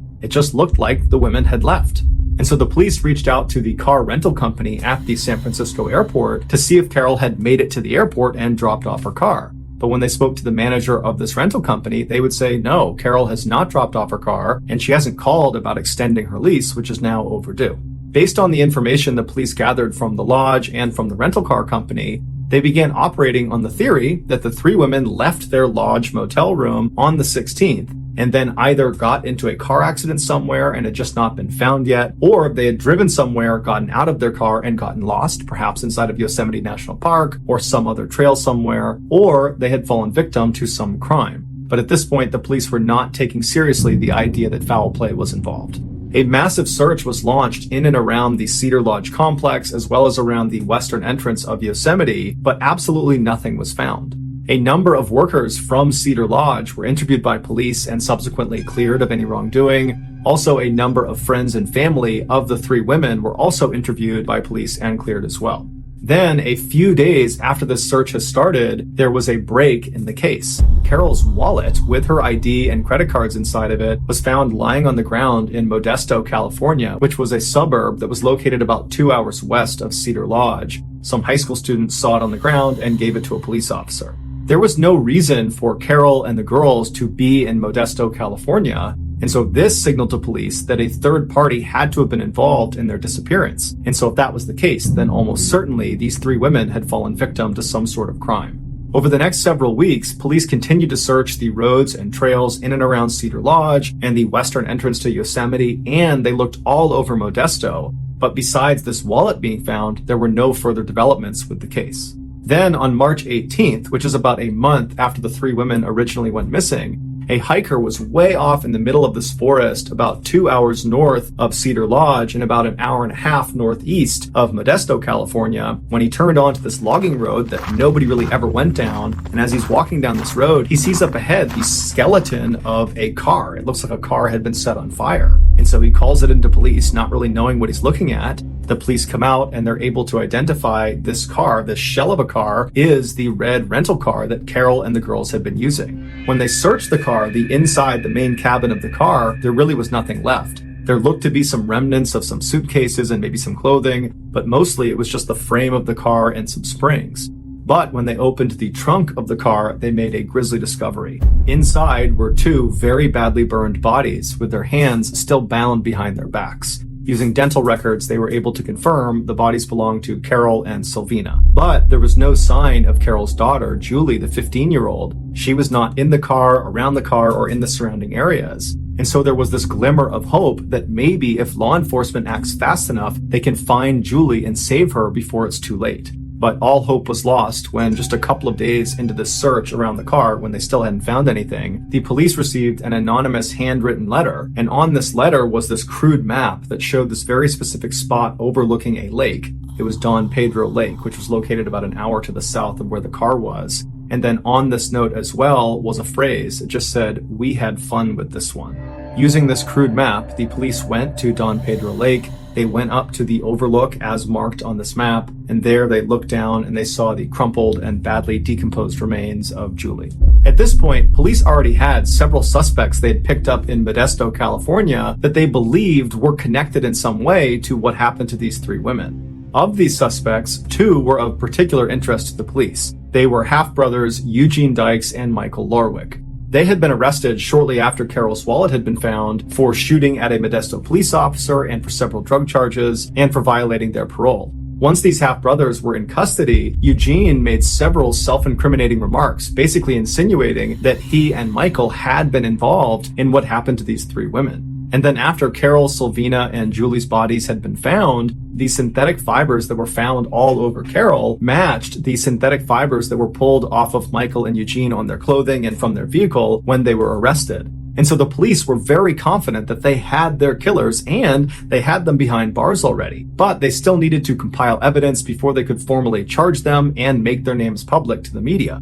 And so when the news broke about the women's bodies being found and the public began panicking about a killer or killers on the loose, the police came out and said, everybody calm down. We have the people responsible. We just can't tell you who they are yet. You need to be patient. We're building the case, but everybody's safe. There's nothing to worry about. But 4 months went by and the police still had not come out and publicly charged anyone with these murders. But they continued to assure the public that they had their killers behind bars, and so nobody has anything to worry about. On the afternoon of July 22nd, roughly 4 months after the discovery of the 3 bodies, Dr. Desmond Kidd, who was the medical director for Yosemite, had just finished a long 24-hour shift in the clinic, and he had just gotten back to his cabin, which was inside of Yosemite, when his pager went off. And so he went to a phone, he dialed the number that was on his pager, and the park dispatcher picked up and said, "Hey, Dr. Kidd, can you be a part of a search for a missing person?" And Dr. Kidd said, "Sure, I'd love to help." And then there was a pause, and the park dispatcher said, "Hey, just so you know, there are law enforcement implications with this one." And then before he could clarify, he hung up the phone.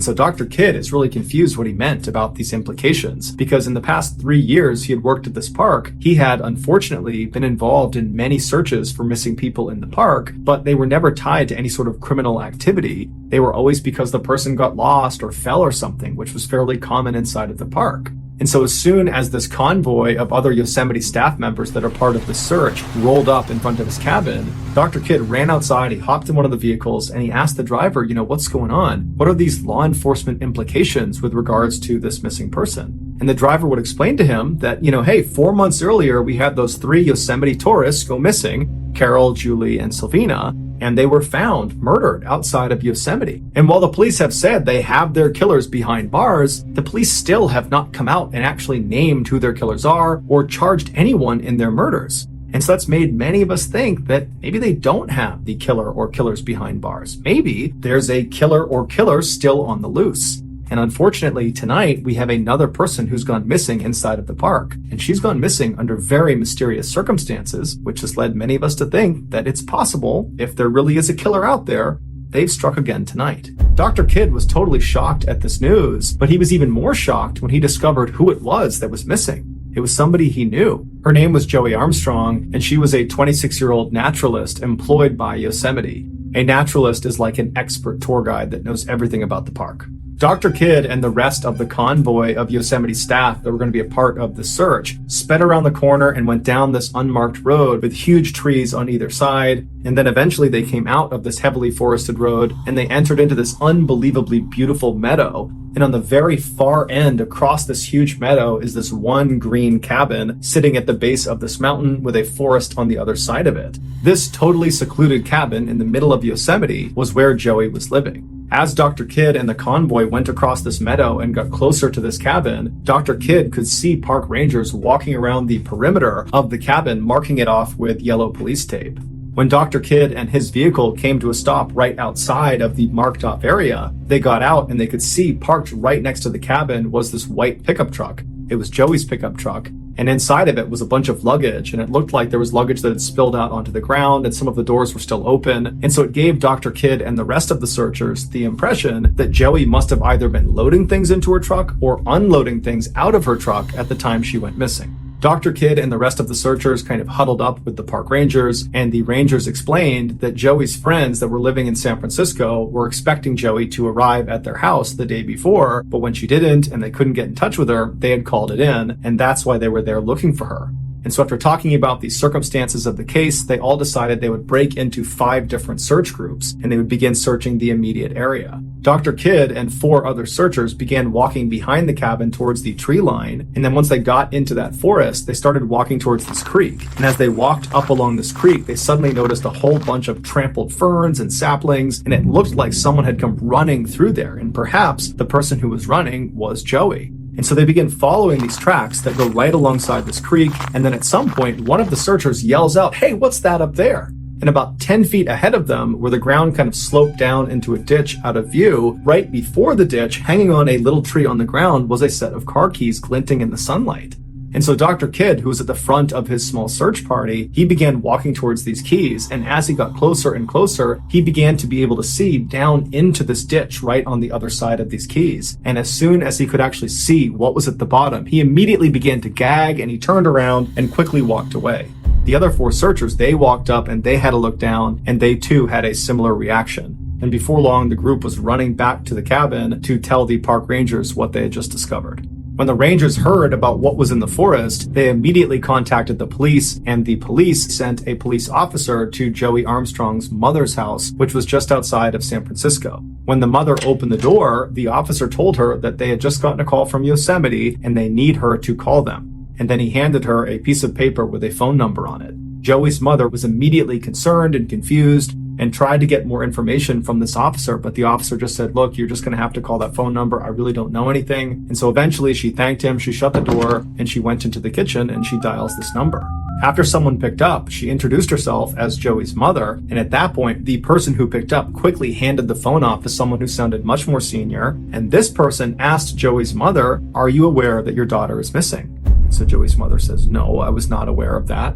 And then this person very delicately says, ma'am, we believe we found your daughter's body near her cabin. Joey's mother's reaction was instant. She said, well, did you check her hair? She has red hair. Can you confirm it's really her because she's got bright red hair? Can you make sure it's really her?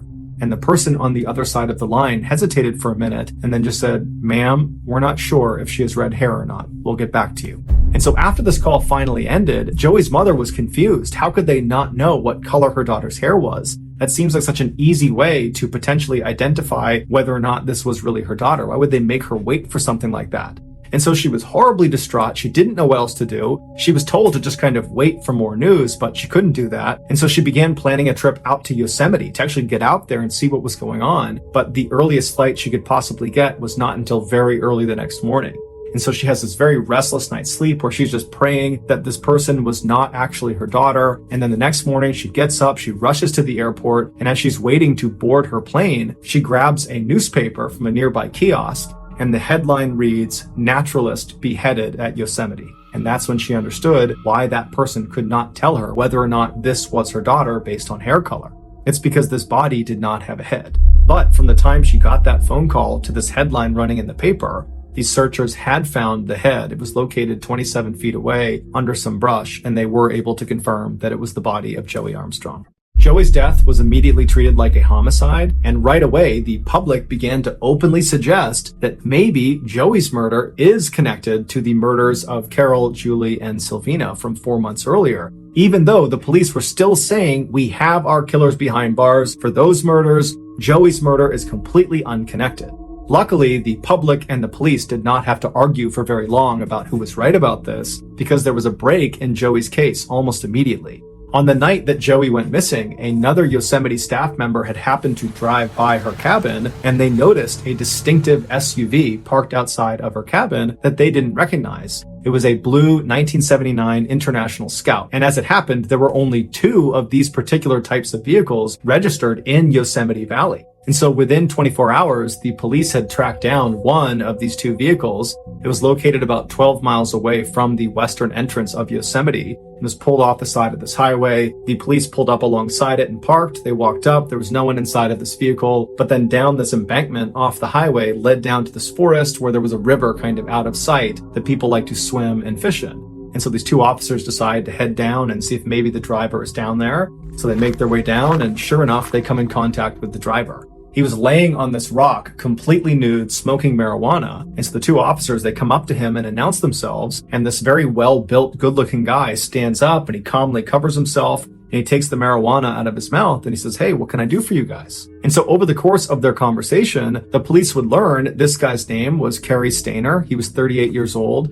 and he was the handyman at Cedar Lodge Motel. He would tell police that he was not anywhere near Joey's cabin on the night she went missing, and the police ultimately bought it and said, okay, they confiscated his marijuana, and then they walked back up the hill, leaving him down there, and they took some pictures of his car and the tires on his car, and then they left.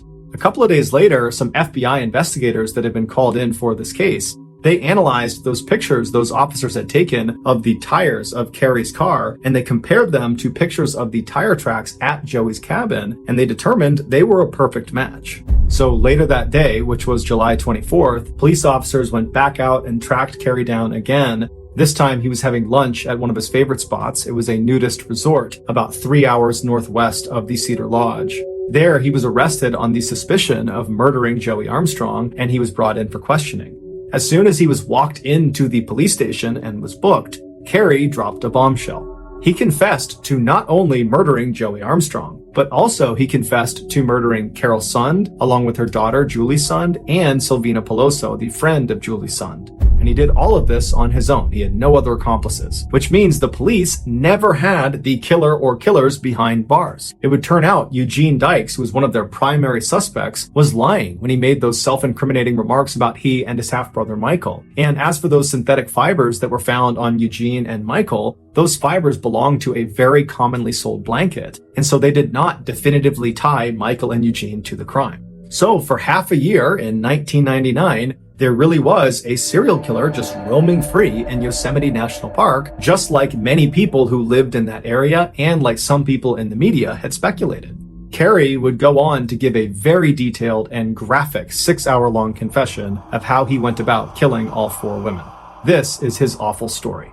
On February 14th, 1999, so the day that Carol, Julie, and Silvina arrived at Cedar Lodge, Carey was on his way to his girlfriend's house. His girlfriend, like Carey, worked at the Cedar Lodge. She was a waitress at their 1950s-style diner. That night, as Carey walked up her front walkway towards her front door, he made up his mind that he was going to act on a fantasy he had had since he was 7 years old. And that fantasy was to kill a young woman. And so his plan that night was he would go inside and he would not only kill his girlfriend, but he would also kill her 2 daughters who were 10 and 11 years old at the time. But when he went inside the house and was about to carry out this plan, he noticed out one of their windows there was a man in their backyard. And he asked his girlfriend, "Who's that guy out there?" And she would say, "Oh, I hired someone to take care of our property. So he's going to be cutting the grass and, doing some things with our garden. He's going to be here for a little bit, but he'll stay outside." And so this totally screwed up Carey's plan because he was not expecting there to be anybody there that night. And so for several hours, Carey anxiously sat there constantly looking out the window, waiting for this guy to leave so he could kill these 3 people. But the worker was just taking a lot of time and it didn't seem like he was even close to being done. And so finally, Carey left without any explanation. Angry and frustrated, he began driving back to Cedar Lodge, where he had an apartment on the 2nd floor. And when he pulled into the parking lot, he noticed there was a car he had not seen earlier in the day. It was a 1999 red Pontiac Grand Prix. And suddenly, Carey had this urge to find out who owned that car. And maybe, if he was lucky, it was a woman who owned that car, and she was potentially alone. And if that was the case, he could fulfill his fantasy on this woman and not worry about the fact that he couldn't kill his girlfriend and her 2 kids. And so Carey parked his car a little bit a ways from this red car, and he walked over to the room that was right in front of this red car. And it was room 509, and he peeked behind one of the curtains into the room, which was all lit up. And he couldn't believe his luck. There were 3 women inside of this room. It was Carol, Julie, and Silvina. And so Carey stayed back and continued looking through the window just to make sure there wasn't a man inside of this room. And after a while of watching them go in and out of the bathroom and nobody coming into the room but these 3 women and no men coming into the room from the outside, he was certain they were alone. And so when Carey finally turned around and left to go back to his room, he made the decision that he was going to come back the next day and kill them. The next day, which was February 15th, Carey secretly followed the 3 women when they hopped in their rental and drove to Yosemite. He followed them to the parking lot, and then he waited in the parking lot until the women had finished going through the park and having this wonderful time. He trailed them from the parking lot back to the Cedar Lodge, and then he secretly followed them when they went to that diner and they had hamburgers for dinner. And he continued to follow them from a distance and watch them rent movies from the front desk. And he followed them all the way back to their room. And once he knew they were inside their room and he watched them long enough to confirm they were not going to leave again, he went back to his room and he got his toolbox. In his toolbox was rope, duct tape, a knife, and a gun. And then around 11 p.m., he left his apartment and went downstairs and walked all the way back over to that corner room, room 509, where the women were. And he looked in the window and it was totally dark inside, so he assumed they must be sleeping, and he knocked on the door. A few minutes later, Carol came to the door and very cautiously opened it up just a crack, leaving that chain link lock still attached. And so she looked through at Carrie and said, "Hi, can I help you?" And Carrie, who held up his handyman toolbox and pointed to his name tag that said he was the Cedar Lodge handyman, he said, "Hi, ma'am, sorry to disturb you so late, but there is a leak in the room right above yours, and I need to make sure the leak is not coming down into your room. So can I come in and just have a quick look, and then I'll be out of here?" And Carol apparently was just not buying it. And she said, "Look, I haven't seen any leaks in this room. I don't think there is one, but even if there is, can it please wait until tomorrow because we're all trying to sleep?" But Carrie was very persistent, and Carrie was known to be very charming and very disarming, and eventually he talked his way into the room. And so he walks inside, he walks past the bed where the other two teen girls are still sleeping. He goes into the bathroom, and for a few minutes he kind of pretends to fiddle around inside of the bathroom while Carol is standing right outside looking in at him. And then at some point, Carrie reached into his toolbox, pulled out the gun, and he aimed it at Carol, and he said, "Stay calm, I'm not going to hurt you, this is just a robbery." Carol most likely believed their best chance at getting out of this situation was just to comply and do what he says. He'll rob us and then he'll leave and we'll be okay. And so Carol very dutifully went back into the room, and she quietly woke up her daughter and her daughter's friend. And before long, Carrie had tied up all three of them. He put the two teenagers in the bathroom and shut the door, and then he put Carol on the bed. And then he proceeded to assault Carol before strangling her to death with more rope. And then after she was dead, he carried her body outside of the motel room and put her in the trunk of her own rental car. And then after he shut the trunk, he went back inside the motel room. He went to the bathroom, he opened it up, he grabbed Sylvina, who was crying, and pulled her out, and he left Julie alone, cowering inside the bathroom by herself. He shut the door behind her, and then he brought Sylvina over to the bed, where he assaulted her before strangling her as well to death with some additional rope. And then after Sylvina was dead, he carried her body outside of the motel and put her in the trunk of the rental car along with Carol's body. And then after that, he went back inside the motel room, and then once again, he opened up the bathroom door, he grabbed Julie, pulled her out, and proceeded to assault her as well. But then afterwards, he did not strangle her to death. Instead, he walked her back into the bathroom and shut and locked the door. And while she was in there wondering what's going to happen to her, what happened to her mom, what happened to her friend, he proceeded to clean up the room and tidy it up, and he moved all of their luggage out of their room and put it into the rental car. And then after he was satisfied, he went back inside the motel room, he opened up the bathroom door, he pulled Julie out and had her stand right outside the bathroom. And then Carrie proceeded to clean up the bathroom, but left a couple of wet towels on the ground to give the impression that the women had left in a bit of a hurry. And so after that, he grabbed Julie and he walked her out to the car and he sat her down in the front seat. She only had a blanket on at this point. Everything else had been taken off of her. And then Carrie hopped in the front seat and he began driving off. Julie must have been beyond terrified. She has no idea where her mom is. She has no idea where her friend is. She has no idea they're actually dead, locked in the trunk right behind her. And the man that had just assaulted her for hours is now driving her into the darkness. She has no idea where she's going, and all she's got is this blanket around her. It's just beyond brutal what's happening to this poor girl.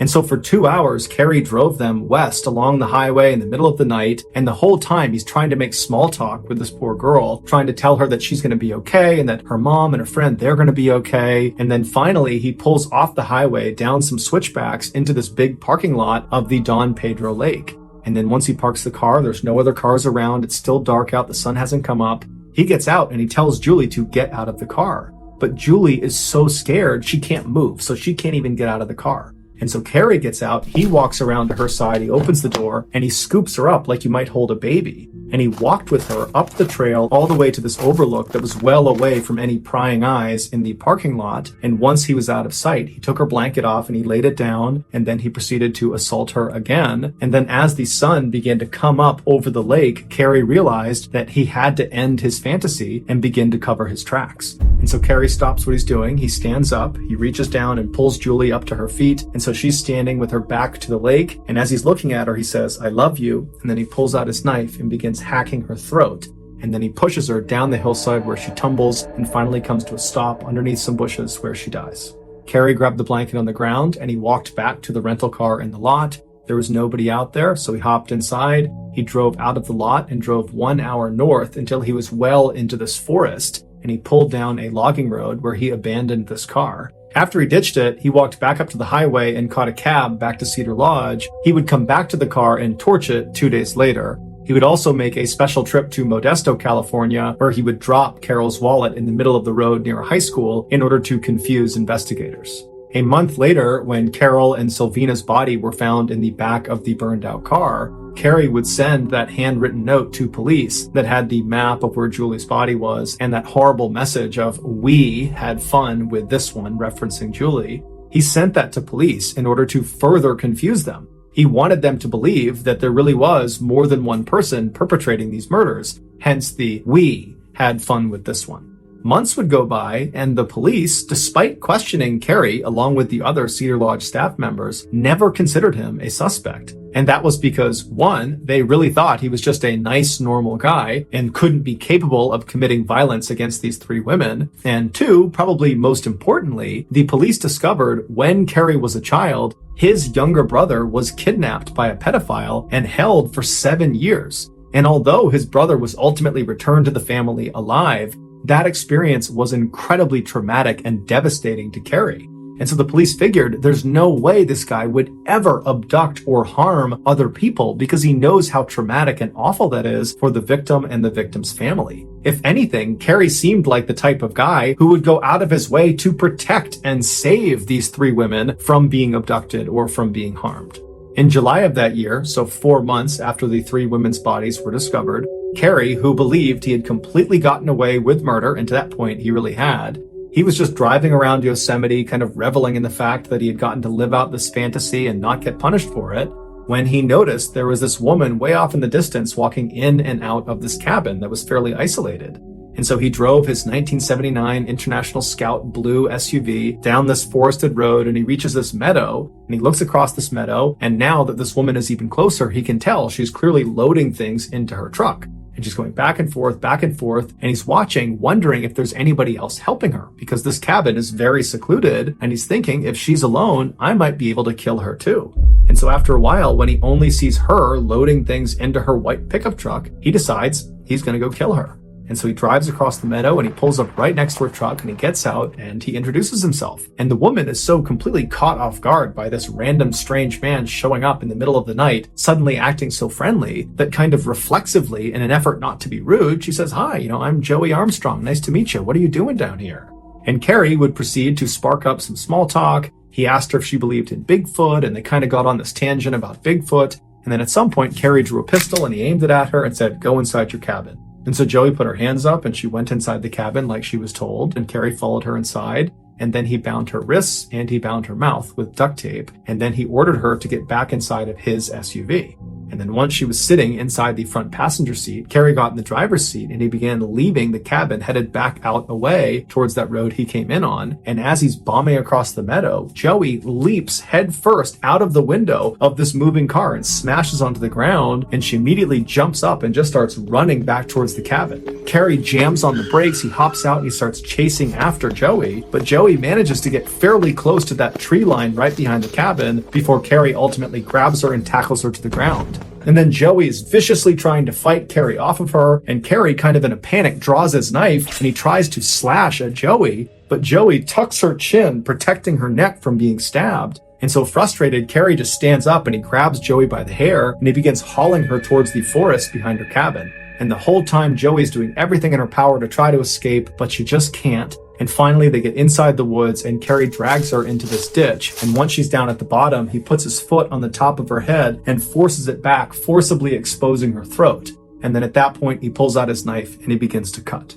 Afterwards, Carrie considered keeping Joey's head, but ultimately he would try to hide it in some bushes nearby. After Carrie attempted to cover up some of the blood in the area with some branches and leaves, he left the forest and went back to his SUV. He didn't even attempt to tidy up the scene. He left her truck as is. He left her cabin as is. He just hopped in his SUV and drove back to Cedar Lodge. Carrie would tell police that as soon as he killed Joey Armstrong, all he wanted to do was go kill his girlfriend and her 2 young daughters, the 10 and 11-year-old. But police caught him before he could carry out the attack. Carrie Stainer, who never showed any remorse for his victims, was ultimately sentenced to death and is currently awaiting execution in San Quentin Prison in Northern California. One of the more distressing aspects of this case was Carol's camera that was found intact near the burned out car in the woods. The police would develop the pictures on this camera in hopes there would be some clue as to who murdered them, but it would turn out there wasn't any usable evidence on the camera. It was just pictures of Carol, her daughter, and Sylvina having this wonderful time in Yosemite, and that was it. But after Cary confessed to what he did to these poor women, those pictures take on a whole new, much darker meaning. In the final 8 images of the camera roll, we know Cary Stayner was either literally watching these women secretly at the time the picture was taken, or he was patiently waiting nearby for them to return.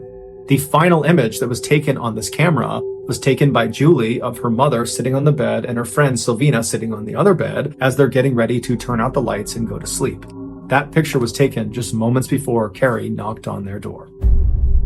Thank you for listening to the MrBallen podcast. If you got something out of this episode and you haven't done this already, please give the 5-star review button a gift certificate for their birthday. Tell them it's to Alfredo's Pizza Cafe, but in reality, it's to Pizza by Alfredo, a much lesser pizza establishment. Also, please subscribe to the MrBallen podcast on Spotify, Apple Podcasts, Amazon, Google, and anywhere else you get your podcasts.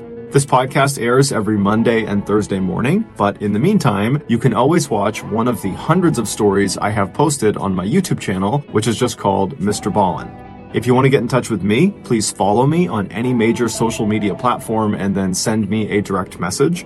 My username on all platforms is just @MrBallen, and I really do read the majority of my DMs. Lastly, we have some really cool merchandise, so head on over to shopmrballen.com to have a look. So that's going to do it. I really appreciate your support. Until next time, see ya.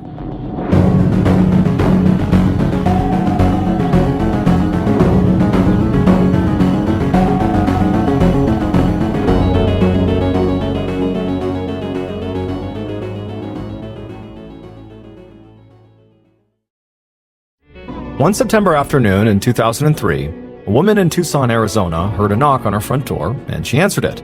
And she was surprised to see a Tucson police detective standing on her front steps, and even more surprised when he started asking her a bunch of questions about her next-door neighbor. Now, the woman tried to be as helpful as she could, but, she just didn't have very good answers to this detective's questions. She really didn't know much about her neighbor. And so ultimately, the detective gave her his business card and told her to call back if she ever heard anything or saw anything or remembered anything unusual about her neighbor. Now, this woman didn't expect to ever call this detective back. That was until a few days later when she looked out her window and saw 2 sweaty men jump out of a van and walk up the steps into her neighbor's house. And the woman just stood there for several minutes, absolutely shocked, her heart racing, realizing what she was watching. Moments later, the woman picked up that business card and called the detective. But before we get into that story, if you're a fan of the strange, dark, and mysterious delivered in story format, then you've come to the right podcast because that's all we do, and we upload twice a week, once on Monday and once on Thursday. So if that's of interest to you, please secretly attach a harmonica to the front of the Follow Button's car so that everywhere they go, their car whistles. Okay, let's get into today's story.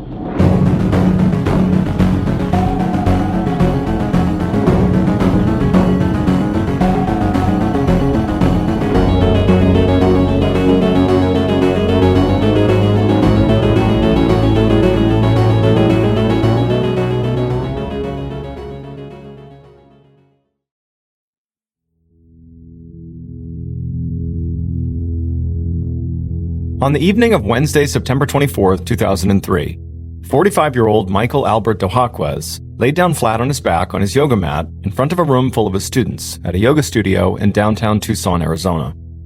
The students all followed Michael's lead, laying down for a pose called Shavasana, which signaled the end of a long workout.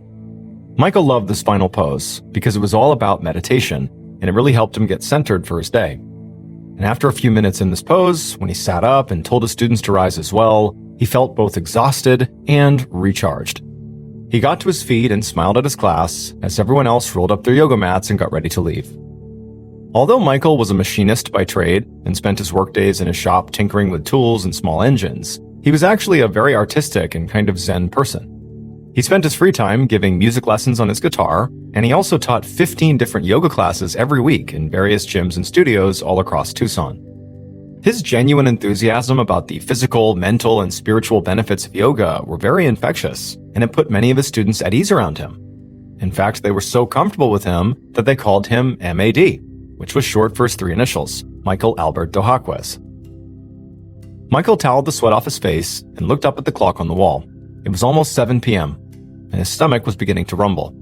So he asked the class as they were getting ready to go if anybody was feeling up to grabbing some food and a few drinks, which was actually a question they were all expecting, because hanging out socially was something that this Wednesday group typically did each week after their workout. One student immediately shouted out that they would, and a few others raised their hands as well. So Michael suggested they all meet at a bar on 4th Avenue, not far from where the yoga studio was located.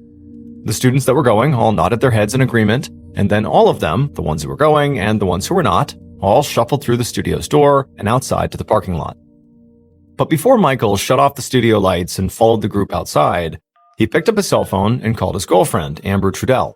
He'd been seeing her off and on for about a year after first meeting her through his yoga lessons. Recently, things had been a bit rocky between Amber and Michael, but Michael still wanted to invite her out for dinner and drinks. He figured that by having her be a part of a big group setting out at a public place, that would sort of give them a chance to have fun without the opportunity to argue, since if they argued, it would be in front of everyone, so that was a natural deterrent.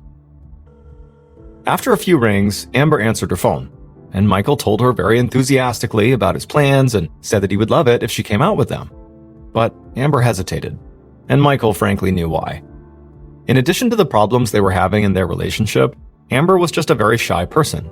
She preferred private lessons with Michael rather than being a part of a big group where you had all these other people sort of watching you stretch for an hour.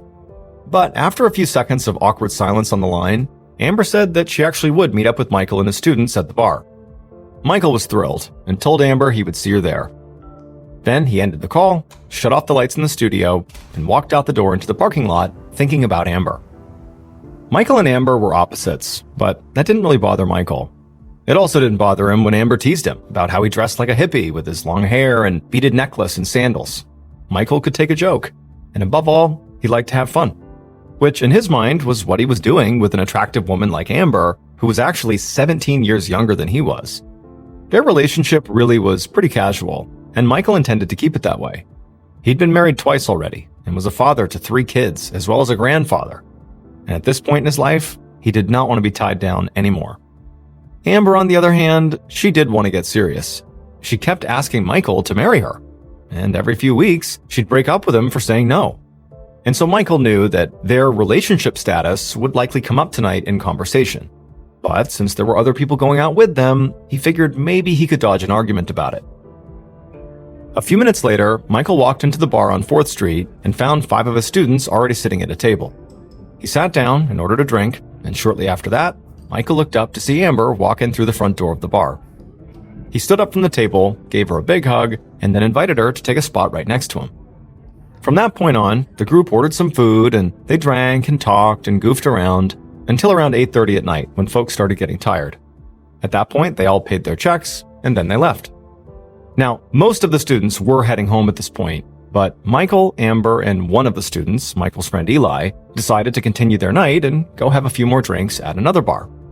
So the 3 of them went to another establishment until around 10 p.m. And at that point, Eli decided it was time for him to call it a night. He took some cash from his wallet, put it down on the table, and then he headed home, leaving just Michael and Amber at the bar. And now that the couple was all alone, just as Michael expected, they began to fight. And so Michael began drinking faster and ordering more drinks for Amber, hoping that maybe more alcohol for both of them would mellow them out. 2 hours later, at midnight, when the bartender turned the lights off and then back on again and then announced out loud it was last call, both Michael and Amber were pretty drunk. Michael yawned, finished the rest of the drink in his glass, and asked Amber to come back to his house with him. She said she would, and so Michael and Amber paid their tab and then walked out the front door into the night. Shortly afterwards, the 2 of them stumbled up the walkway and onto the front porch of Michael's house at 2602 North Sparkman Boulevard. Michael unlocked the door, and then he and Amber stepped into the kitchen.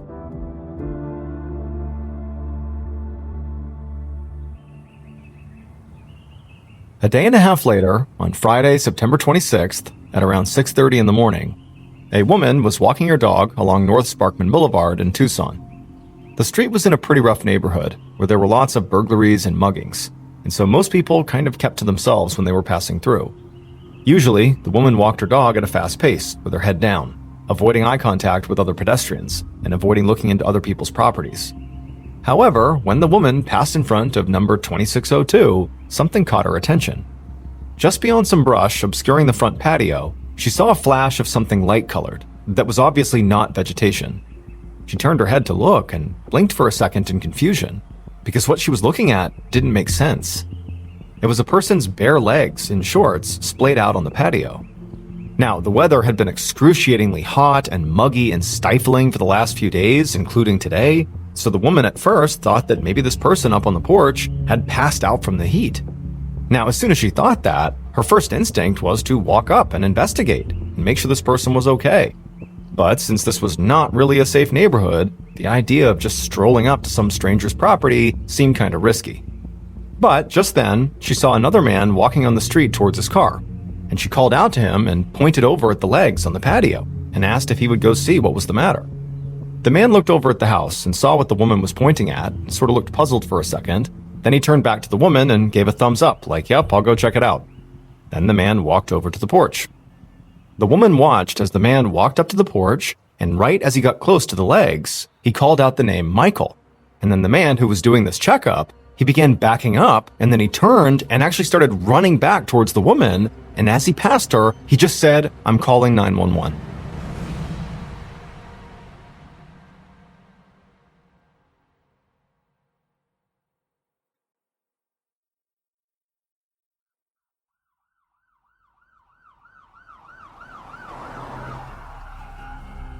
Not long after that man called 911, Detective Ben Jimenez of the Tucson Police Department drove down North Sparkman Boulevard in his cruiser.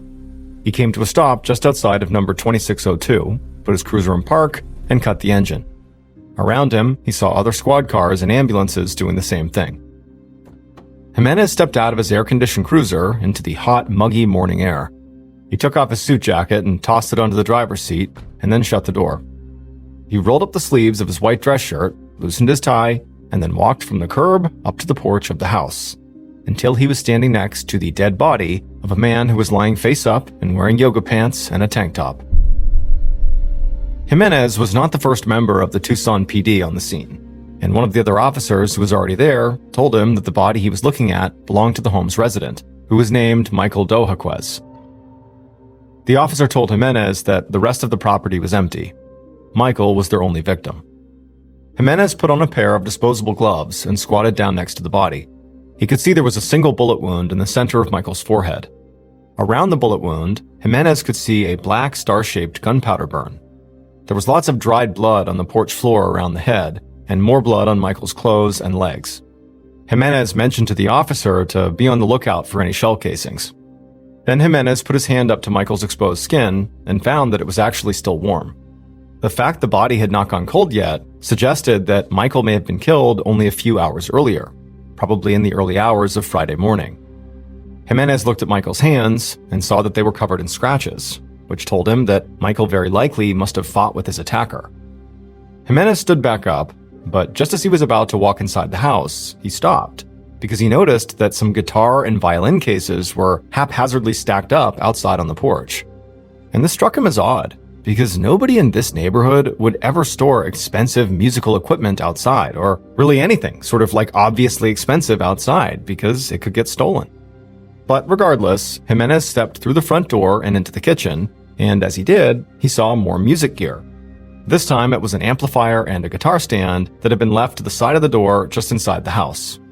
On the floor near the gear, Jimenez saw broken glass from a shattered window pane. And so already, Jimenez was beginning to develop a theory. He wondered if maybe Michael had interrupted a robbery. Maybe the thief or thieves had been in the process of shuffling the musical equipment out of the house onto the porch, kind of stacking it up near the door as they were doing it, when Michael came out and confronted them. The broken glass in the kitchen suggested that the fight maybe started there, or at least in part happened right there, and then from there, they moved through the door onto the porch where Michael was ultimately shot. And then when Jimenez did a walkthrough of the rest of the property, he found in Michael's workshop that it was perfectly intact and none of the very obviously expensive tools had been taken or moved. And so to Jimenez, this cemented his theory that very likely Michael had interrupted a robbery. And so very likely, at least according to Jimenez's theory, after the robber shot Michael, he figured that they must have panicked and then just taken off without finishing the job. By this point, the crime scene was swarming with members of the forensics unit and also uniformed officers. Jimenez knew it would take hours to process the scene for blood, fingerprints, and other trace evidence, and also officers were already out knocking on doors in the neighborhood looking for witnesses. So Jimenez decided to leave and go talk to detectives in the burglary division to see if they had any similar cases or usual suspects. Back inside of headquarters, Detective Jimenez walked quickly to the burglary division. He rapped on the open door of one of the offices there and caught the attention of a detective at a desk. Jimenez explained the case he just caught, laid out his theory about a home robbery gone wrong, and then asked the detective if he had any recent robberies on or around North Sparkman Boulevard. And the second Jimenez mentioned North Sparkman Boulevard, he saw this detective's eyes light up. He shot straight up in his chair and very excitedly said that yes, he did in fact have something. Just 5 days earlier, on Sunday, he had arrested 2 men, Joseph Keyes and David Wynn, for robbing a home in that exact same neighborhood. But that wasn't all. First of all, Keyes and Wynn lived in a house that was just a mile away from Michael's place, and, most importantly, one of the items these 2 men had stolen was a guitar. Jimenez knew this was a great starting point, so he got Keyes and Wynn's home address from the detective. Then Jimenez returned to his own desk and began filling out an application for a search warrant. While he waited for a judge to approve his request, Jimenez's phone rang. It was one of the officers who'd been knocking on doors over on North Sparkman Boulevard. The officer told Jimenez that nobody in the area heard any gunshots or any unusual noises coming from Michael's house early on Friday morning. And nobody seemed to have seen Michael at all for a day or two. However, one neighbor told police that on Thursday afternoon, Michael must have been working in his workshop because they'd heard his compressor going. So, the neighborhood canvas had not produced a witness to the killing, but they were starting to build a picture of Michael's final hours. Jimenez thanked the officer for the good work and hung up the phone, feeling satisfied. Less than 1 full day into his investigation, and he already had a very promising working theory, he had a search warrant application out to a judge, and he was refining, his victim's final moments to really get a sense of what actually happened here. But for now, it was late in the evening, and he knew he had a long day ahead of him tomorrow. So he shut down his computer and left his office. The next morning was Saturday, and Detective Jimenez arrived at his office to find that his search warrant application for the home of Joseph Keyes and David Wynn had been approved. He also found a copy of the autopsy report waiting for him, along with a couple of reports from other detectives who had begun to reach out to Michael's friends and family. Now, Jimenez was very eager to go search Wynn and Keyes' house, but first he picked up the autopsy report, flipped it open, and gave it a quick read. The coroner had found a .38 caliber bullet lodged in Michael's brain. The star-shaped gunpowder burn around the entry wound meant it had been fired at close range, which Jimenez had already guessed. And also the coroner noted that the wounds on Michael's hands were indeed very likely defensive wounds. The most useful part of the report focused on Michael's time of death. When Jimenez got to the scene and he touched Michael's body, it was warm to the touch, and so he had assumed that very likely Michael had died recently. Jimenez just didn't know exactly when. And the coroner was able to confirm that suspicion. Because Michael had not yet gone through rigor mortis, the coroner was able to establish an actual time of death. Michael had been shot somewhere between 2 and 3 a.m. on Friday morning. And so this information meant that Jimenez could be very specific when he was investigating suspect alibis. This was great news. Jimenez rifled through the other reports, which laid out a rough timeline of Michael's activities before his death. He had taught a yoga class on Wednesday night and gone out for drinks afterwards with some students and a girlfriend who Michael's friends knew only as Amber. Then on Thursday, he'd apparently spent the entire day holed up inside of his studio working. Jimenez put the reports down. He'd have to work on tracking down Amber later, but for now, that was not his priority. Instead, he gathered up a team of officers and drove over to the home of Joseph Keyes and David Wynn. When they got there, they knocked on the door, they didn't get an answer, and so eventually they forced their way inside, and immediately they discovered that there was nobody home. However, pretty quickly, once Jimenez walked into the kitchen, he knew coming to this house had put him on the right track, because in the kitchen, there was this very random-looking pile of clothes. Jimenez put on his gloves, squatted down, and one by one he picked up a bandana, a pair of pants, and some shoes. And he saw that every item in this pile was splattered with blood. Jimenez was thinking that at this point, all he would need to do to close his case was get these items over to forensics and match the blood on these to the blood of his victim. But the next morning, when Jimenez walked into his office, he got two pieces of bad news, one right after the next. The first piece of bad news was that the forensics did not match. The blood found on the bandana, the pants, and the shoes was the wrong type. It didn't belong to Michael. And the second piece of bad news was that even though Joseph Keyes and David Wynn appeared to be the perfect suspects on paper for this murder, robbery detectives had found one big problem. When Michael was shot early on Friday morning, Keyes and Wynn were both already sitting inside of a jail cell. And so, just 2 days after Michael's body was found, Detective Jimenez found himself back at square one. Jimenez sat at his desk, flipping through reports from the crime scene, and hoping he'd stumble upon a detail that maybe he missed. And after about an hour of doing that, he did find something. On a list of items found inside of Michael's house, Jimenez saw a cell phone. At this time, in 2003, not everybody had a cell phone yet, so it wasn't something police immediately looked for when they arrived on a crime scene. Also, cell phones at this time did not contain the kind of evidence that they would today. There was no internet access on any of them, and people didn't send a whole bunch of text messages or really use them nearly as much as we do now. So Jimenez got up from his desk and walked to the evidence room to get the cell phone. And once he had it, he went straight to the single most useful piece of information the phone contained, and that was the call log. The detective began scrolling through the list of people Michael had spoken to before he died. And at the top of that list was the phone number for a contact listed as Amber Trudell. Jimenez read the name and immediately felt a jolt of excitement. Michael's friends had said that his girlfriend was named Amber. He had meant to track her down, and now he was staring down at, very likely, her phone number. Jimenez took the cell phone and went back to his desk. There, he used his own phone to dial Amber's phone number, but there was no answer. It just rang and finally went to voicemail, which was very disappointing. So Jimenez left a voicemail and asked Amber to please call him back at her earliest convenience. After he hung up, Jimenez just stared at the call history list again. And as he did, he noticed something curious. Michael had been killed on Friday morning, but his last call, which was to Amber, was made on Wednesday night. It seemed bizarre to Jimenez that there was this weird gap in time leading up to Michael's death. It was hard to imagine that all day Thursday, Michael hadn't spoken to anyone. And as he thought about this, he also found it to be kind of suspicious that Amber had not already come forward to talk to the police, considering that her boyfriend had been murdered.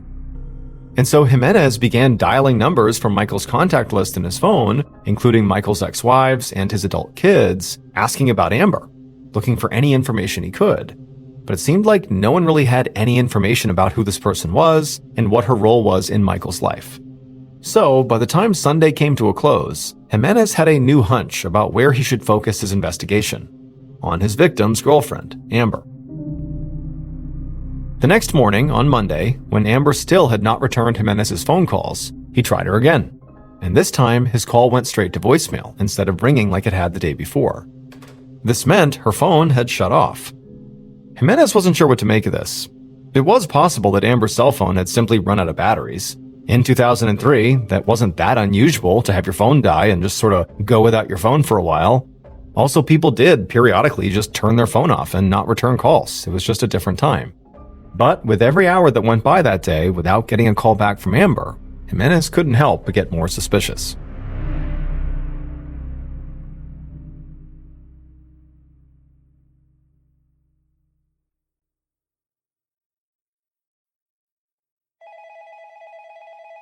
Finally, the next day on Tuesday, Jimenez got a phone call. When he picked it up, he hoped it was going to be Amber. But it wasn't Amber. It was Amber's boss, who Jimenez didn't know and had not called. And Amber's boss, who said she had heard about the murder on TV, had a story that changed everything Jimenez thought he knew about this case. The boss said that Amber worked for her as a bookkeeper at a charity called Child and Family Resources.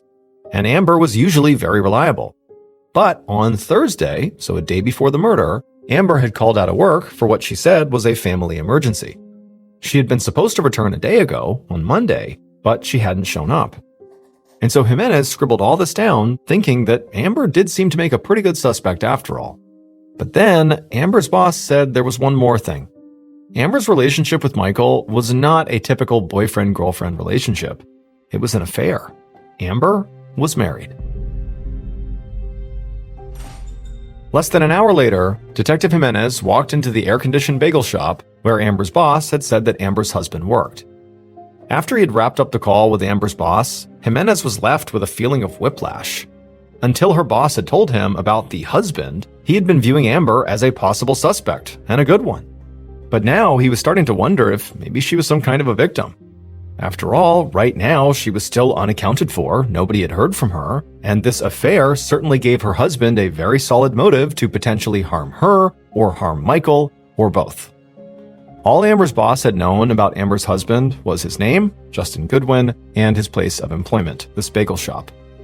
However, when Jimenez asked the employee at the counter if Justin Goodwin was working, the employee looked surprised and kind of nervous, and just shook his head and said no. Then he told Jimenez to wait and left the counter to go into an office in the back. And then after a minute, another man walked out to the counter and introduced himself as the manager. And he told Jimenez that he was sorry, but Justin had worked here, but he quit his job very suddenly just the day before. To Jimenez, it was sort of head-spinning how quickly this new theory that Justin could be involved here was picking up steam. So he asked the manager if he knew anything about Justin's wife, Amber. And the manager made a sort of pained expression. He told Jimenez that all he knew was that their relationship seemed very tumultuous. In fact, Justin had once missed work because he'd been arrested for domestic violence. Jimenez could barely contain his eagerness as he asked the manager for Justin's address. Then, after he got it, he left the bagel shop and sped to the home of his new prime suspect. But when Jimenez arrived, the lights were off in the house. The driveway was empty, and nobody answered the door. And so Jimenez walked around to a few of the nearby houses and spoke to the neighbors, sweating in the heat the whole time, but they all said that they hadn't seen Amber or Justin for at least a few days. Disappointed, Jimenez gave them all his card and asked them to call him if they remembered anything or if they saw or heard anything out of the ordinary. For the next 3 days, Jimenez and his team searched for Amber and Justin and put out notifications to neighboring police departments to be on the lookout for them. But he didn't make any progress until Friday, October 3rd, exactly 1 week after the murder, when one of the neighbors whose doors he had knocked on called him back. It was a woman, and she sounded breathless and excited. She told Jimenez that he had to come back to Justin's house right now, because at this very moment, she was standing at her window and watching as Justin and another man were taking all the furniture out of Justin's home and loading it into a rental van. Jimenez immediately ran out of his office, hopped in his cruiser, and he sped over to Justin's house.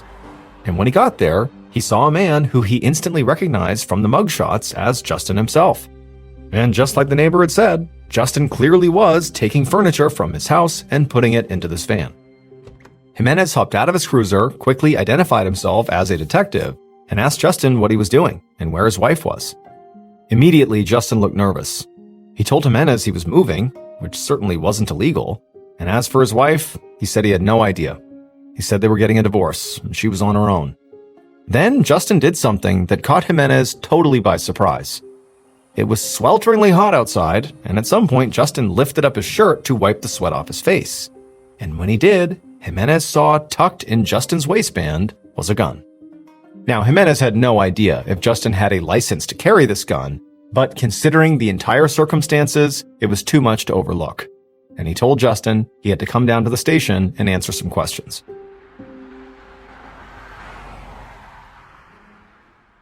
Once they were at the station, Jimenez led Justin into an interview room. At this point, the red flags around Justin were almost comically conspicuous. He had been arrested for domestic violence in the past, his wife was having an affair, and now she was missing, and her affair partner had been shot to death. Justin had quit his job and cleaned out the house where he and Amber lived, all while armed with a gun. So when Jimenez sat down at the table inside of this interview room, he felt pretty confident that he had his killer right in front of him. Jimenez handed Justin a bottle of water and then began asking him questions, starting with, did he know a man named Michael Dohaquez? Jimenez watched as Justin took the cap off his water and raised it to his mouth before answering, and he saw that Justin's hand was visibly shaking. After a second, Justin just said no, he didn't know anybody by that name. When Jimenez followed up and said that Michael and Amber were having an affair, Justin denied knowing that too. He said that he and Amber clearly were having problems. They were getting a divorce, but those problems had nothing to do with anybody named Michael. He swore again that he really had no idea where Amber was, and insisted that all of the incriminating facts that seemed to surround him were just a coincidence. Right as Jimenez was starting to get frustrated with Justin, feeling like he was blatantly lying to him, there was a knock on the interview room door. Jimenez turned around to see another officer step inside, holding up Justin's cell phone, which they had confiscated along with Justin's gun when they questioned him. The officer apologized for interrupting, but asked Jimenez if he could please step out of the room and speak to him for a moment. Jimenez got up and left the interview room, and the officer handed him Justin's cell phone. He explained that the whole time Jimenez had been questioning Justin, it had been ringing incessantly, and finally he had just picked it up. The voice on the other end belonged to a woman, and she had hung up as soon as he, the officer, had identified himself as police. However, the officer had traced the phone number and found that it belonged to the Extended Stay America Hotel right there in Tucson. Jimenez could not believe his luck. Whoever that was calling Justin, if he could just catch them before they left that hotel, they might be able to give him some real answers about what Justin had been up to for the past few days. So Jimenez asked the officer to keep an eye on Justin because he was going to go track down this mystery caller. A half an hour later, Jimenez was offering a pleasant but very impatient smile to the employee behind the front desk at the Extended Stay America Hotel. The detective had no way of knowing what room the mystery calls had come from, so the employee was looking it up for him, but it was taking forever. Finally, though, the employee looked up and said he did have a woman staying in the room where the calls came from, and the employee said that woman's name was Amber Trudell.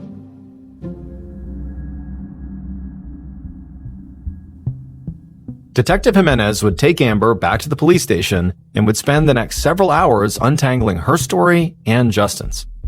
The detective's murder case was changing faster than he could even keep up with. First, it had looked like a robbery, and he'd had 2 slam-dunk suspects, but that had fallen apart in days. Then he had Amber Trudell, the suspicious girlfriend, who he thought maybe was dodging his calls because she was guilty, but Amber had turned out to be missing, and a possible victim. That revelation had given him Justin Goodwin, the jealous husband, but just as Jimenez had thought he was closing in on Justin for killing Michael and maybe even Amber too, Amber herself had reappeared, holed up in a hotel, and calling Justin over and over again. Whatever Justin and Amber were relationship-wise, they apparently were not totally broken up yet. And so now Jimenez was considering yet another theory, that maybe Justin and Amber had killed Michael together.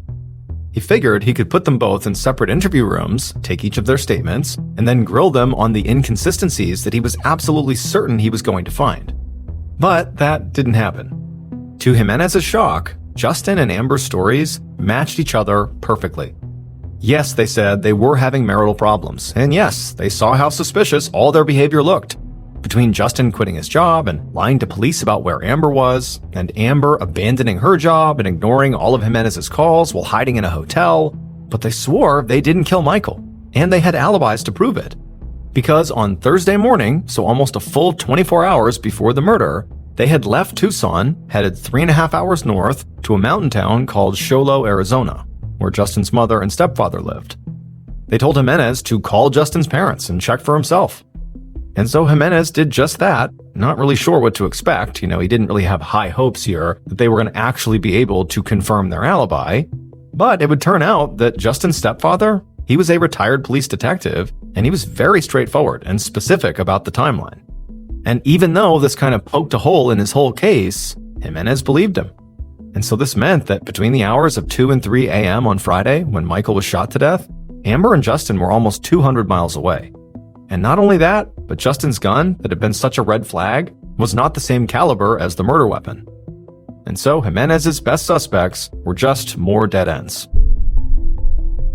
Jimenez let Amber and Justin leave the police station, and he went back to his desk, where he slumped in his chair and stared miserably at nothing. By now, it was late in the day, and Jimenez had no new ideas. His case was turning out to be much more complicated than he had initially thought, and now nothing was making any sense. And so he figured, what he really needed to do now was just take the weekend and look at the case with fresh eyes on Monday. There had to be something he was missing, some piece of evidence that he was either misinterpreting or missing altogether. He decided he would make one more phone call and then head home. He picked up the phone on his desk and dialed the number for the coroner's office. And like he expected, on a Friday night, nobody picked up. So he left a voicemail asking the coroner to take one more look at all the Michael Dohakwa's evidence. He explained he wasn't totally sure what he was looking for, but something just didn't feel right, and he wanted the coroner to look really closely one more time so that he had sort of a good starting point on Monday. Then Jimenez hung up the phone, picked up his jacket, and headed home. The tip that would break this case wide open came early the following week, but the tip didn't come from the coroner. It was a phone call from someone Detective Jimenez had spoken to already in this investigation, and who he never expected to hear from again. This person said that Jimenez had to come meet with them right now, and Jimenez didn't hesitate, because what this person had to say didn't make sense with the rest of the evidence that the detective had. But the detective no longer trusted all of his evidence. He was sure there was something wrong with his facts, he just wasn't sure what it was, and so maybe this was part of it. Jimenez drove out to meet the person who called him, and the person took him for a walk. They said they wanted to show him a hole that they had found in the dirt. And when Jimenez got to that hole, he stood there panting in the warm air, and he realized that finally, he knew who his murderer was. He just had to figure out how this was possible. And this is where the coroner came in. Because shortly after Jimenez got back to the station, the coroner called to tell Jimenez that he had been right. They had all misinterpreted one very important piece of evidence. The truth had been right in front of them all along. They just hadn't put it together. Based on evidence collected over the course of a few weeks and the revised results of the autopsy, this is what police believe happened to Michael Dohakwa on the morning that he was killed.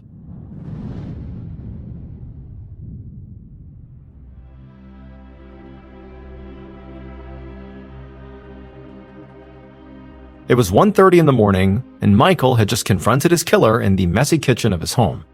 The killer was enraged, and the two of them were standing near the sink, shouting at each other. At some point, the killer grabbed a glass and threw it at Michael, but Michael managed to dodge it, and the glass hit a window pane near the front door, shattering glass all over the ground. Michael was about to step towards the killer to stop them from throwing anything else at him, but there was something he didn't realize. The killer was hiding a revolver. And suddenly the killer drew their weapon, and when Michael saw it, he rushed forward to try to wrench it out of their hands. They struggled, but Michael couldn't get a hold of the gun, and they wrestled together out the front door, and then the killer fired. Michael fell backwards onto the patio, dead. At this point, the killer looked up and down North Sparkman Boulevard to make sure nobody was around, and when they were sure they were good, they took off running into the warm summer night. It would turn out all of Jimenez's suspects, Joseph Keyes, David Wynn, Justin Goodwin, and Amber Trudell, did have alibis for Friday, September 26th, between 2 and 3 a.m., which was when the police thought Michael had been murdered. But law enforcement was wrong about Michael's time of death. The heat had fooled them. Michael was not shot to death early on Friday morning, September 26th. He was shot to death early on Thursday morning, September 25th. His body was warm when Detective Jimenez reached down to touch his skin because it had been very hot and muggy outside the whole time he was lying there. The coroner thought the body temperature, combined with the flexibility of the body, meant that death had been recent and that rigor mortis had not begun. But in reality, a hot and moist environment can cause rigor mortis to happen more quickly after death and last for a shorter period of time. So in reality, Michael's rigor mortis had already come and gone by the time Jimenez touched his body. And so the reason he was sort of flaccid feeling is because he no longer was in rigor mortis. And so when the coroner had gone back over the evidence at Detective Jimenez's request, he found something he had missed. Michael's body had larvae in its eyes, which was an indication that he had been dead for a lot longer than a few hours. And when police went back to the crime scene, they realized that the compressor the neighbor had heard on Thursday, which caused them to think that Michael was alive and well and working in a shop that day, was actually set to refill automatically. So that noise had not meant anything at all. It did not mean that Michael was in there at work. And so the adjustment of the time of death from Friday to Thursday morning allowed Jimenez to make sense of that final phone call he got from the person he had already spoken to, who called him asking to meet. That person was Justin's stepfather, the retired police officer. The stepfather had been telling the truth about the timing of Justin and Amber's visit, and that had ruled them out as suspects when the belief was Michael had been killed on Friday. But after he had gotten off the phone with Jimenez, the stepfather had followed a hunch out to the back of his property where he discovered a hole in the dirt. And inside that hole was the murder weapon. But the person who hid that gun was not Justin. It was his soon-to-be ex-wife, Amber Trudell. On Friday, October 10th, an arrest warrant and a nationwide alert was issued for Amber, who had fled Tucson. U.S. Marshals arrested Amber at her grandmother's house in New York. During her trial in March of 2005, Amber claimed that Michael sexually assaulted her on the night he was killed, and that he himself was actually the one who pulled the trigger during their struggle, which resulted in him being shot and killed. However, she was still convicted of second-degree murder and was sentenced to 13 years in prison. On October 19, 2016, Amber was released from prison, having served out her entire sentence.